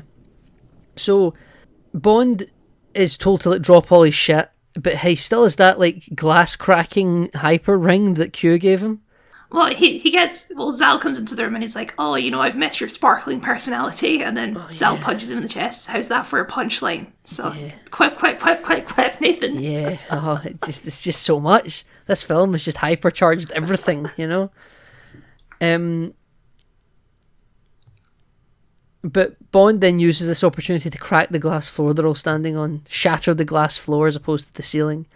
And down they go into the greenhouse below, and Bond just fucking takes off. He just runs. He pelts. He makes it to his weird, like, jet-boost ski thing. Yeah, he does. Now, I should say, in this lighting, when Zal comes outside and he's get up, he looks like one of those weird fucking mutant vampires from Blade 2. If you've ever... I know you've not seen Blade 2, but for those watching or listening that have seen Blade 2, know what I mean. It's just, they're, like, bald. They look really, like, lifeless. and also their jaws can unhinge and separate because they're mutant vampires. They're not just like fanged vampires. Just crazy creatures, and that's exactly what Zal looks like in this scene, in my opinion. And the harsh light of the Icelandic daytime doesn't do him any favours. But yeah, so Gustav Graves decides this is a good time to show the true capabilities of Icarus. So as Bond is escaping, he activates the real Icarus, which is, Nathan, a giant space laser. We're doing a 60s callback. A giant space laser, and we bring in General Moon and his team to witness this, because this is actually all for them, you know? Yes. So we're now going to be chasing Bond with a space laser that apparently can follow really minor heat signatures. Apparently so, yeah, even though it's entirely heat because it's a sun laser. Exactly. Yeah. Yes, precisely. But it can follow other little heat signatures in the middle of the fucking ice. Yeah. Bond, apparently, according to Gustav's henchman, beat Gustav's personal best in the rocket racing thing after only a couple of seconds. I love that. It's just a little bit. It's like, hey boss, he beat your time, and then Gustav Graves just looks at him with pure disgust. Yeah. Now Bond decides to just fucking fly off the edge of the ice glacier cliff into the water, but like he catches himself. Well, he puts out like a little grappling hook, which this thing I guess is the brakes. So he catches on the edge. I thought it was meant to be the windbreaker for the parachute, but there isn't a parachute in it, so it's just ended up being this little grapple. Well, there is a parachute in it though, because he uses the parachute. There is. I wonder what happened there then. That's strange.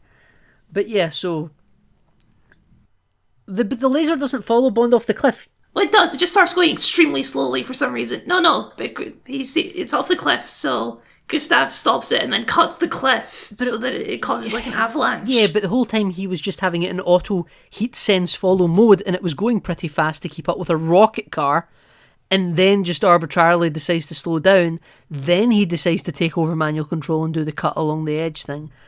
Why did it stop, is my question. Graves loves the drama. Graves loves the drama. Everyone's just a catty bitch in this film. Everyone's a catty bitch.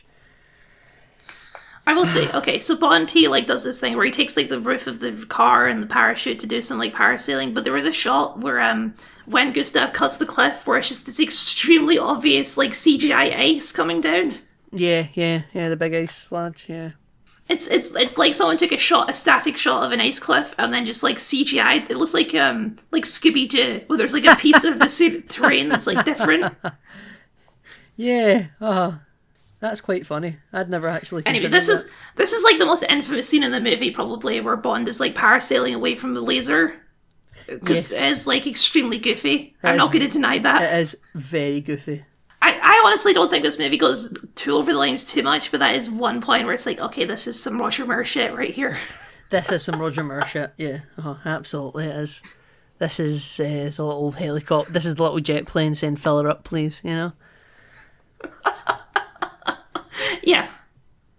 Did Roger Moore ever do any surfing? If not, I can't believe that. He didn't do any surfing. Wow, that's impressive. After they think that Bond's now dead, Gustav says global warming is a terrible thing. Then all the North Korean generals give a little bow.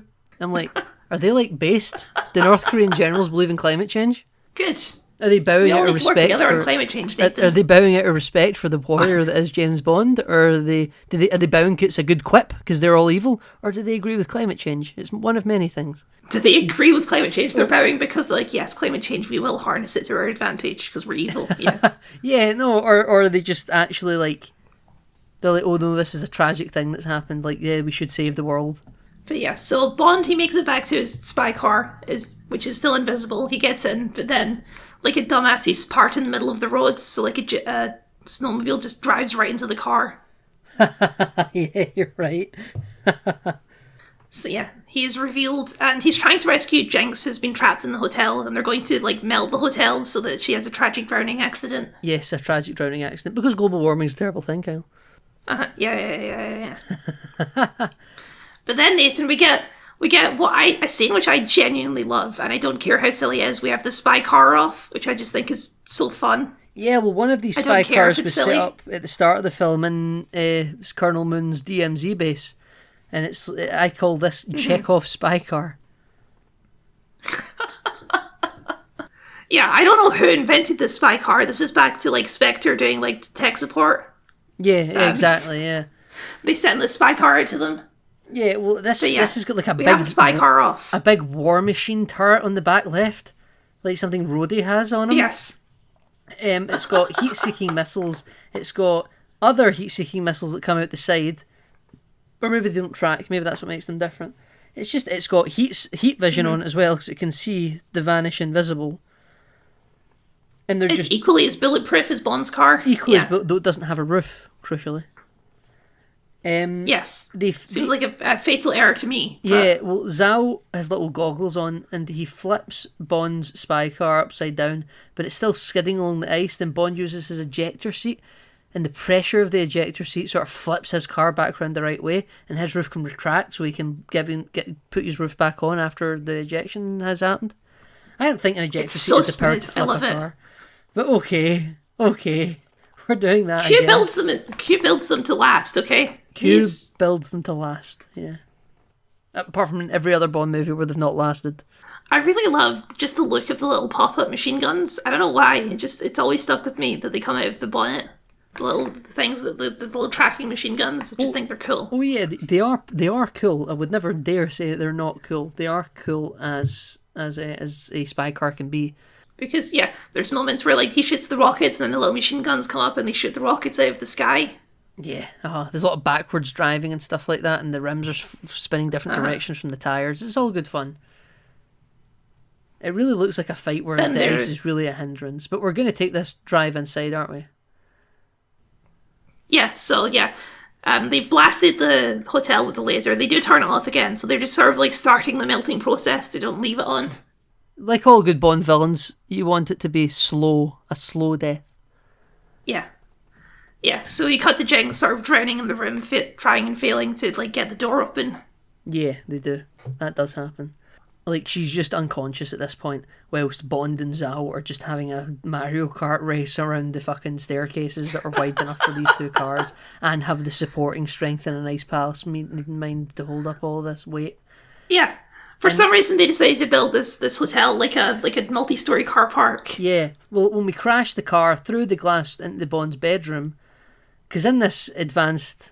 We shouldn't even... This is like an ice palace with ice doors, but they found a way to put locksmith technology into the ice.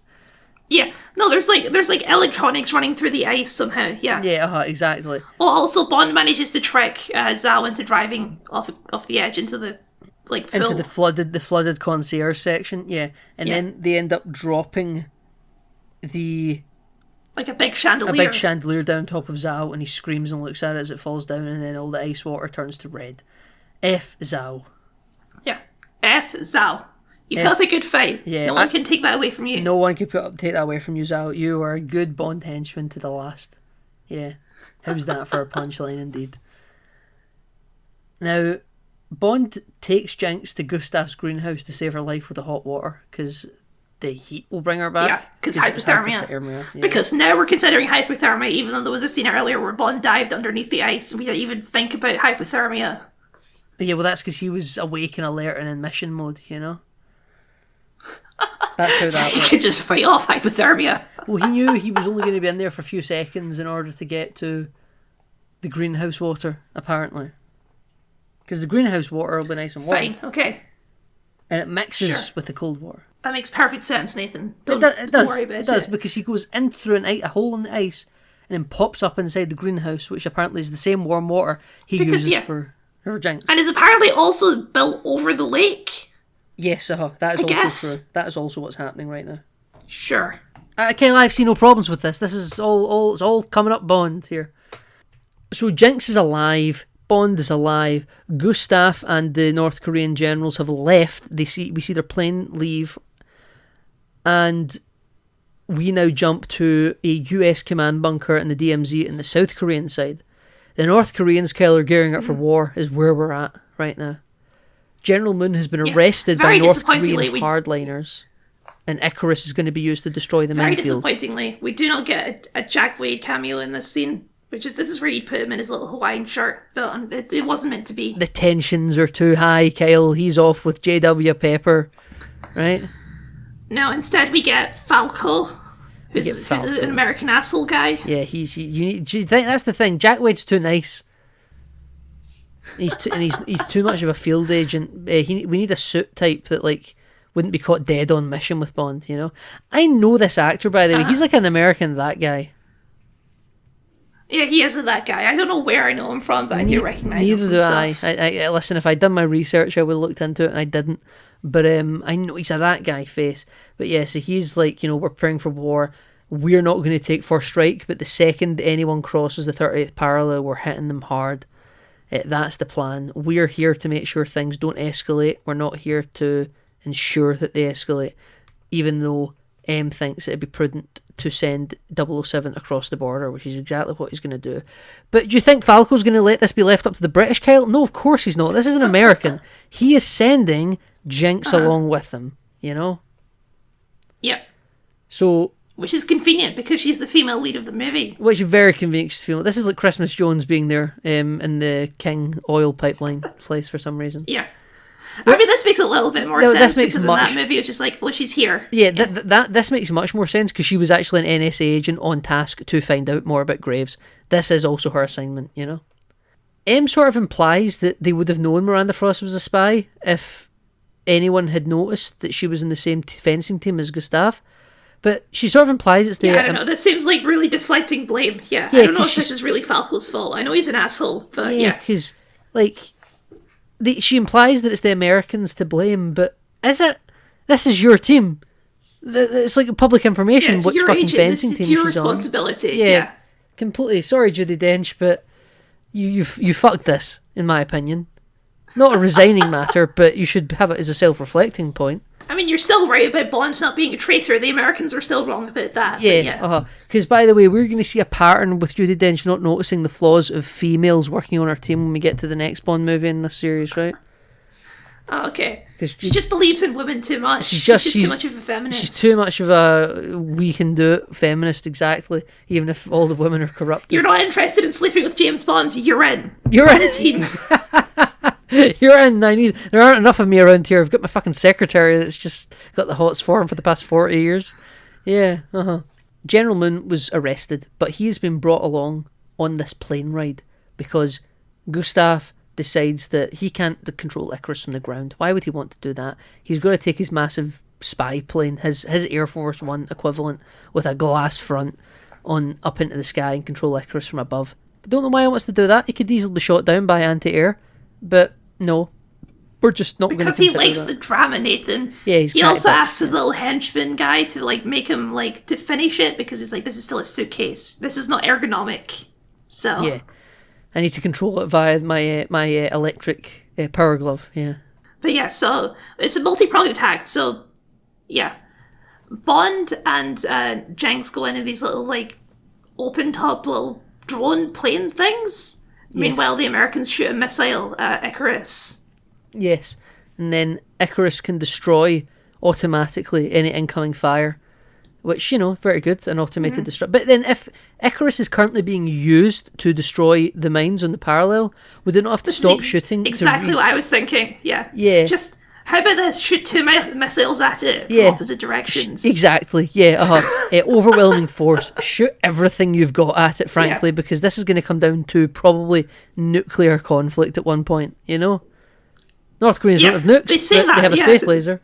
Because General Min makes that point. It's like, if you do this, they're gonna start nuclear war, and then Gustav Graves is just like, nah, we'll shoot the nukes down. It's fine. Yeah, well, because I can shoot all nukes at once. This space laser is omnipotent. This is really where Gustav Graves starts to go insane, but I don't think it's because of the insomnia. Because again, he's the dream machine to keep him sane. He's just mental, unrelated to his sleeping pattern. I mean, yes, it's not wrong. Because, there is a scene where he brings in his dad, who's been arrested, and brings him to him. It's like, I am your son. I'm sorry I had to hide this from you. And his dad is very much not impressed by any of this. His General Moon is fucking horrified that his son has done this to himself. He's like, my boy, what have you done? Why are you doing this to all of us? We also have to point out that at this point, Gustav is wearing this fucking ridiculous Power Rangers villain armor. Yes, he is, underneath a North Korean military uniform. Yeah. Absolutely, absolutely. He looks like a big goofball. Yes, these like big goggles that go on the top of it. Yes, and it looks like they magnify his eyes, so he looks like an optician. Yeah, he looks so stupid. He looks insane. Yes, absolutely. there's lots of different shots of like the Icarus laser moving towards the border really quickly, but then also we keep replaying that same shot of it getting no closer. But like, it looks like you're about to start killing US soldiers in an army base, and that's where war would officially be declared. But then the laser never quite reaches the base, and then we get a shot where it does reach the base, but the base is now empty, so that's actually not war, just kidding. But surely, actually, if you're in armed conflict with a US military base, whether there's casualties or not, you're probably ready to return fire at this point, in my opinion. I suppose they're like blaming Gustav Graves and not like the North Korean but army as a whole. He's like, doing this on behalf him. of North Korean hardliners that just arrested General Moon the night before. They are going to, after the minefield has been destroyed, follow the Icarus device into South Korea with their troops, take over, and then Gustav Graves says the next step is Japan. He wants to... Japan is a bug, apparently, and they want to take out Japan. This is all about... This is all about North Korean and South Korean division and Japanese empire. This actually has very little to do with the UK, you know? They do mention that at the start of the movie. It's like, oh, you freaking... it's been 50 years since World War II or whatever, and you still feel like you're owning the place. Police the world. Yeah. Which I guess is maybe kind of true. Maybe that's this film, they're trying to get in some dialogue about the end of the empire not being true or something like that. I don't know. This is British imperialist and colonialist propaganda, Kyle, right? Uh-huh. As is all good Bond movies. Nathan, the combined forces of Britain and America can defeat any enemy, okay? Apparently, yeah, the special relationship and such, I agree. I guess it didn't even occur to me, this is our first post-9/11 Bond movie, isn't it? Yeah, it is our first post-9/11. But they probably shot this before 9/11, maybe? Yeah, probably. So it's not really incorporated into the story. It may have been in the next Brosnan movie that we never got. But yeah, exactly, yeah. But yeah, you're right. General Moon points out this will cause nuclear war. Gustav Graves is not at all impressed by his father's attitude to this, and then just murders him with his power glove. There's like a very like emotionally lingering shot on like General Moon, and it's like General Moon is not like a good guy. Like we don't need to like mourn the death of General Moon. He did have Bond tortured for over a year. Within the language of this film, he's meant to be like, he believes that he wanted the sun to be a bridge between the West and North Korea. He wanted peace. I guess so. He's like a North Korean reformist. Yeah, he's a North Korean reformist. Yeah, absolutely. Within the context of this movie, but the hardliners, hence why they arrested him, as I mentioned now. Like, they just weren't for it. They want war. They're out for blood. And Moon kind of wasn't. I know he tortured Bond for a year, but he kind of blamed Bond for the death of his son. He thought that his son had been corrupted by Western powers. All of that kind of stuff, you know. Very, very strange character. F in the chat, General Moon. Also, for not too soon after, followed up by Gustav Graves' little weird blonde henchman with the bowl haircut, getting sucked out of the airplane. A goon catches Bond again, and he accidentally puts a shot through a window, and then, like, pressure, everyone gets sucked out of the window. First and foremost, the little blonde goon guy who just goes sailing out the window. That's brilliant, yeah. Jinx is up at the cockpit and she's trying to take control of the plane. Ends up that when she's trying to control the plane, Miranda Frost shows up in her underwear, underwear anyway. I don't know what she's wearing like her sexy dominatrix sword fighting costume. Yeah, and I think it must have just been like she was, I don't know, like she was half getting changed, then got a message that she was needed and just came out immediately or something. It does seem like that way, yes. It literally looks like she's got half a costume on, you know? And because she's got trousers and everything on, it's not like she's in full underwear, it's just from like the waist up. It's so bizarre. So her and Jinx have a big lady fight, bitch fight, that kind of thing, you know. This is cat fight, yeah. Cat fight, yeah. Oh, Halle Berry, Catwoman, hey. And then the plane sort of flies into the Icarus laser and isn't immediately disintegrated. It's just like really it's a tough plane, I guess. It's not like a Federation starship, Kyle. It's not like the Enterprise. Like, it's just a it's fucking aluminium shields, tube. Yeah, exactly. There's no deflector shields. It's just an aluminium tube at altitude. So, but it's fine. Panels are falling off the plane left, right, and centre. Everything's been destroyed. The computers are broken. We're going to crash. But we still got to fight this out, you know. Yeah. So. The two of them are having a fight, meanwhile down below Bond is fighting Gustav Graves. Yes, they're having a good old rock'em sock'em robot fight down below. But Miranda Frost dies first, doesn't she? She does. Because they're like, having... I can read your every move. Yeah. And then Jinx like Spinny kicks a Bible with a knife into her, and it says, "Read this." It's not a Bible. It's it? The Art of War. Oh, it's The Art of War. Yeah. Okay. Yeah, that is The Art of War. Oh God, because that's what Graves and his dad were talking about. She was like, "Father, I still remember my son's son." Yeah. Oh God, it's all relevant, Kyle. All relevant. But yeah, she doesn't say read this, bitch. So yeah, she doesn't say very good, Halle Berry. And then Gustav Graves / Colonel Moon, because he's like, "Oh look, parachutes for the both of us." Because he's got Bond. Love that line delivery so much. Yeah. Yeah. He's just such a shit-eating grin Tory, isn't he? And then Bond, what does Bond do? He like opens one of the parachutes on Gustav Graves' as he's putting it on, he opens the parachute so he gets sucked into the jet engine. Yeah. It's so stupid. So stupid. No, it's great. It's great. I love it. Well, F Gustav Graves / Colonel Moon. Hardly knew you. What a guy. I would say we knew him pretty well by the end, I'll be honest. Well, we knew Gustav Graves pretty well. Yeah, I suppose so. And then Bond goes up to find Jinx sitting atop the dead body of Miranda Frost, and he's like, "I guess I broke her heart." Well, yeah, she's sitting there because he comes up and he's like, I had complex emotions about Miranda Frost. Maybe I still had feelings for her. And then Jinx is like, "Oh, I think I broke her heart. I'm doing quips." And it's like, Bond's like, "Oh." I don't think there's a single person in the Brosnan era that he had less chemistry with than Miranda Frost. I don't know. I like Rosamund Pike. I like Rosamund Pike. Rosamund Pike's talented. I don't think it's her fault. I just think that they didn't bounce off each other very well.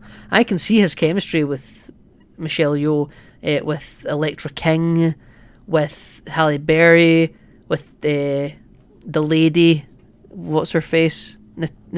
Anastasia from GoldenEye. Natalia Simonova. Yeah. Simonova, yeah. I can see I can't remember her name. I can see the chemistry between them. I don't know. The kissing scene, I guess the sexual tension, like they're maybe attracted to each other, but no emotional attachment, you know? I just don't think there's an emotional attachment between them. This scene kind of plays like there is one, but it's fine. Yeah, I agree. It does try and play they managed to escape in a helicopter, and as I put in my notes, it's very much like the end of the Clone Wars. So clearly, Clone Wars seasons have been ripped off. Die another day. That's what we're saying, eh? That's what we're putting. That's exactly what we're saying. Yes. That's what we're going down with. Okay. Dave Filoni is a hack, Nathan. Oh God! Don't give them ideas on Twitter, Kyle. On Twitter.com. Don't do that. Don't do that. People are already out to get him because I don't know, one character's Twi'lek tail was, or the head tail was like 1 centimeter too short. He stole the end of the final season of the Clone Wars from the best Bond movie ever, actually. Actually, yes. So, because, that whole scene with no dialogue, it has just as much impact as Bond saying, "Oh, you said something about going down together?" Ha ha ha. Very good. I do like the shot, though, because there's a couple of, sports cars that fall out of the plane first, and when you get down to the bottom, they're stuck into the fields. Yeah, it's just sports cars, big monoliths. Yeah. With all these rice farmers and the fieldsmen low in North Korea. Yeah, absolutely. But I do quite enjoy it because the helicopter won't quite start. It's not engaging, and then it pulls up right before it hits the ground. Very classic Bond maneuver there. Mm-hmm. And the helicopter also has all the conflict diamonds in it for some reason. I don't know why. Yeah, I don't know why either, but it does, yeah. But it does. So they decide to run away together to a little hut and decide to have sex surrounded by, on top of, and beneath. We cut to MI6. Oh, but we do cut to MI6. We do cut to MI6 first, sorry. The helicopter pulls up, they get away, then we cut to MI6, and we'll come back to Bond in a minute. No, Bond's here. He's back in MI6. Of course he is, Kyle. You tell us what's happening here. So yeah, but Moneypenny's working in her office. She's doing some paperwork on her computer, and Bond comes in, and Nathan, they share a rather intimate moment. And it's like, wow, after 40 years, it's finally happening. Isn't that crazy? Happening. Bond and Moneypenny taking a kiss together, and they're getting a little bit raunchy on each other. And then Q walks in. This is Moneypenny. What are you doing? She's just testing it, Kyle. She's just testing it. I know. It's rather hard, isn't it? It is rather hard, yes, as I button up my blouse. Nathan, I hate this scene. I think this is so stupid. Kyle, this scene does put a good argument towards why in Star Trek it's illegal to enter someone's holosuite program without permission. Because remember how offended Bashir was when Garak showed up in his spy program? Yeah, because look, Nathan, we all know, and Lower Decks does confirm this, that everyone uses the holodeck for weird sex stuff. We understand this. Yeah. We all know. We all know what's going on in there. Yeah, you got the bio clean filter. Yeah.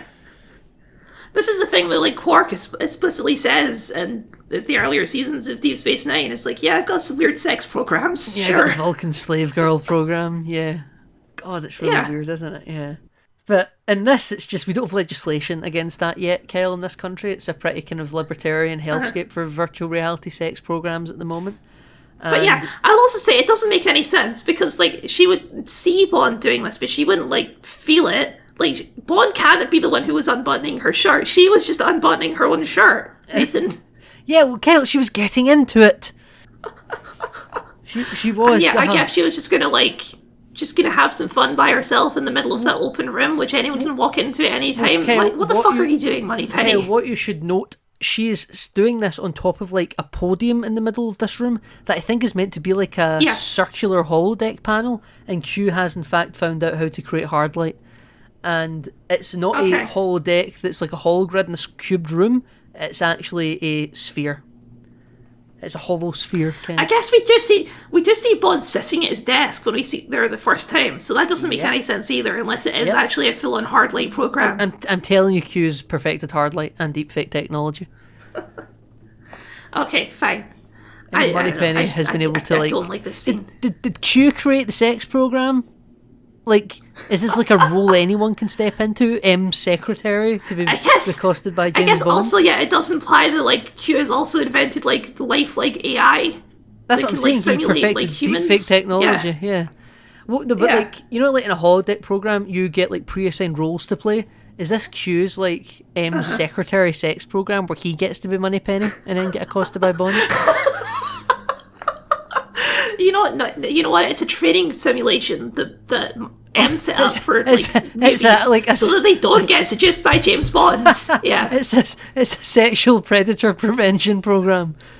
Like, it pauses at certain instances and goes, "Now, what would you do?" You're supposed to go in and you're supposed to, like, set up, like, boundaries with James Bond and say, "No, James Bond, you don't get to kiss me. We're professionals." This is where, like, they practice their witty retorts to, like, deflect them. Yes, but, like, exactly. If you figured it out. The closer you get to instigating a sexual encounter with James Bond, the less points you're scoring. So, like, she's just, like, doing this and just not fighting it. It's like, I fucking love failing this test, actually.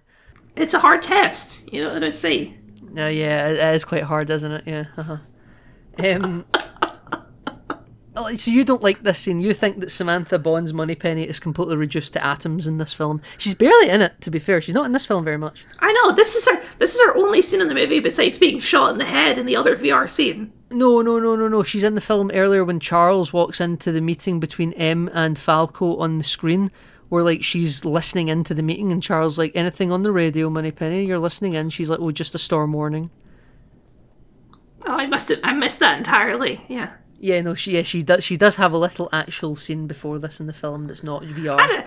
I think this movie could have milled some drama out of, like, Bond's been tortured for 14 months. Moneypenny would be concerned about that, but the movie doesn't, like, bring that up even the slightest bit. So you want grieving widow Moneypenny? Sure, that's something that, like, what's her Louise Maxwell? Why am I forgetting the name of the original? Louise Maxwell. Sure, she was good at that sort of stuff. Yeah. Yeah, I don't know. This film's a bit too hammy for that. I don't know. I think it would have been better than a VR sex joke, Nathan. I think this film is campy and funny and not very serious, and I think this little slapstick sex sim is perfectly in keeping with this film as a whole product, actually. I think if you're going to accept everything else that's insane about this film, that's just a parody arms race one-upmanship of everything. This is just part and parcel of it. Now, I think that they could have given Moneypenny more to do in the film on top of this, instead of this basically being her only memorable standout scene in the film. I think that this scene actually within itself is just kind of fine. I don't hate it. I mean, it's whatever. You know, I couldn't defend it, but I have no passion in me to discredit it either. Put it that way. Fine. Okay. Well, it's our last scene with Moneypenny for a while, so savour it, I guess. For 10 years, Kyle. Boy, oh boy. Boy, oh boy, yeah. Goodbye, Samantha Bond. You have been a genuine pleasure to have for 4 films. You were terrific in the role. Happy to see you. Sad to see you go. Yeah. Same with John Cleese, to be honest with you. Same with John Cleese. We end with Bond on top of a woman, as is standard. As is tradition. They're doing like playful sex stuff with diamonds, which frankly does not seem sexy to me. It seems very dangerous and like you're going to cut yourself, but sure. They're shite diamonds, Kyle. They're shite Gustav Graves conflict diamonds. Which I keep bringing up here. So. I'm like, why are you... You're like... when they were crashing the helicopter, Jack was like, this, we're going to die rich. And I was like, why are you... You're so happy about being surrounded by the African conflict diamonds. These are blood diamonds. People suffered to get these. You know, these aren't ethically sourced diamonds at all. And you're like... As if there's such a thing as ethically sourced diamonds. You can get ethically sourced diamonds, to the best of my knowledge. Okay, sure, if they say so. I don't know much about the diamond trade, but I do know there's such a thing as blood diamonds and such a thing as not blood diamonds. So I'm going to assume that there are. I don't know much about the trade. Maybe I'm horribly misinformed. But from my reading of this scene, they're perfectly fine with committing sex acts on top of diamonds that are nothing but ill-gotten gains. Uh-huh. And they got to give them back at some point, and then Jink's like, oh, we're still the good guys, huh? And I'm like, what a weird line. Sorry, it's just I think the acting here is just not very good. Well, it's a reference to earlier where they were having sex before, and she's like, "Oh, who said I'm a good girl?" and all that. So yeah, they're doing callbacks, Nathan. Is that what this is? I don't think that's what this is, but okay, if you say that's what this is. And we're right at the end of the film, Kyle. We're right at the end of the Brosnan era. This is going to be the longest podcast we've ever produced for any of the Bond franchise films. I don't know how that happened. We fade to black into drum and bass credit music. It's like a weird remix of the Die Another Day theme. It's bizarre. It's very bizarre. But that's it. On top of it being our longest podcast ever, we're also like, we got to somehow wrap up what we thought of the Brosnan era. 50 words or less, please. It feels like we've really blazed through it. I know it's like only 4 movies as opposed to Roger Moore, who was there forever. But I don't know. I feel like just a week ago we were doing GoldenEye, but apparently it's been a month. So yeah, that is how it feels, doesn't it? I think that me and you will definitely have conflicting views in this era because we did grow up with this. This is our Bond in every sense. Yes, we're compromised. Yes, we are compromised. You could say that if you didn't come to Timothy Dalton as a young person, he's just, he done 2 then left. Like an actor comes in, does Doctor Who, and comes in and leaves, and you might just kind of go, oh yeah, I remember when he done it. Roger Moore definitely was around for long enough that he's a staple. Same for Connery. And, you know, we could say that George Lazenby was a bit more like Dalton, where he came and done 1 and dipped out. But this is like more than showing up to do 1 than done. Like, Brosnan was really getting a run at them. Like, he was going to be the next Connery. He was going to be a take on, Moore. Like, he's going to do a few. And again, they were going to do a 5th. This film might have been panned, but it made its money back in product placement, and they were not about to stop here. This film only didn't get a sequel because of behind-the-scenes reasons where they got the rights back to Casino Royale. I love Pierce Brosnan definitively. A shame. I would have loved more Pierce Brosnan Bond movies. People still ask him on red carpets about coming back.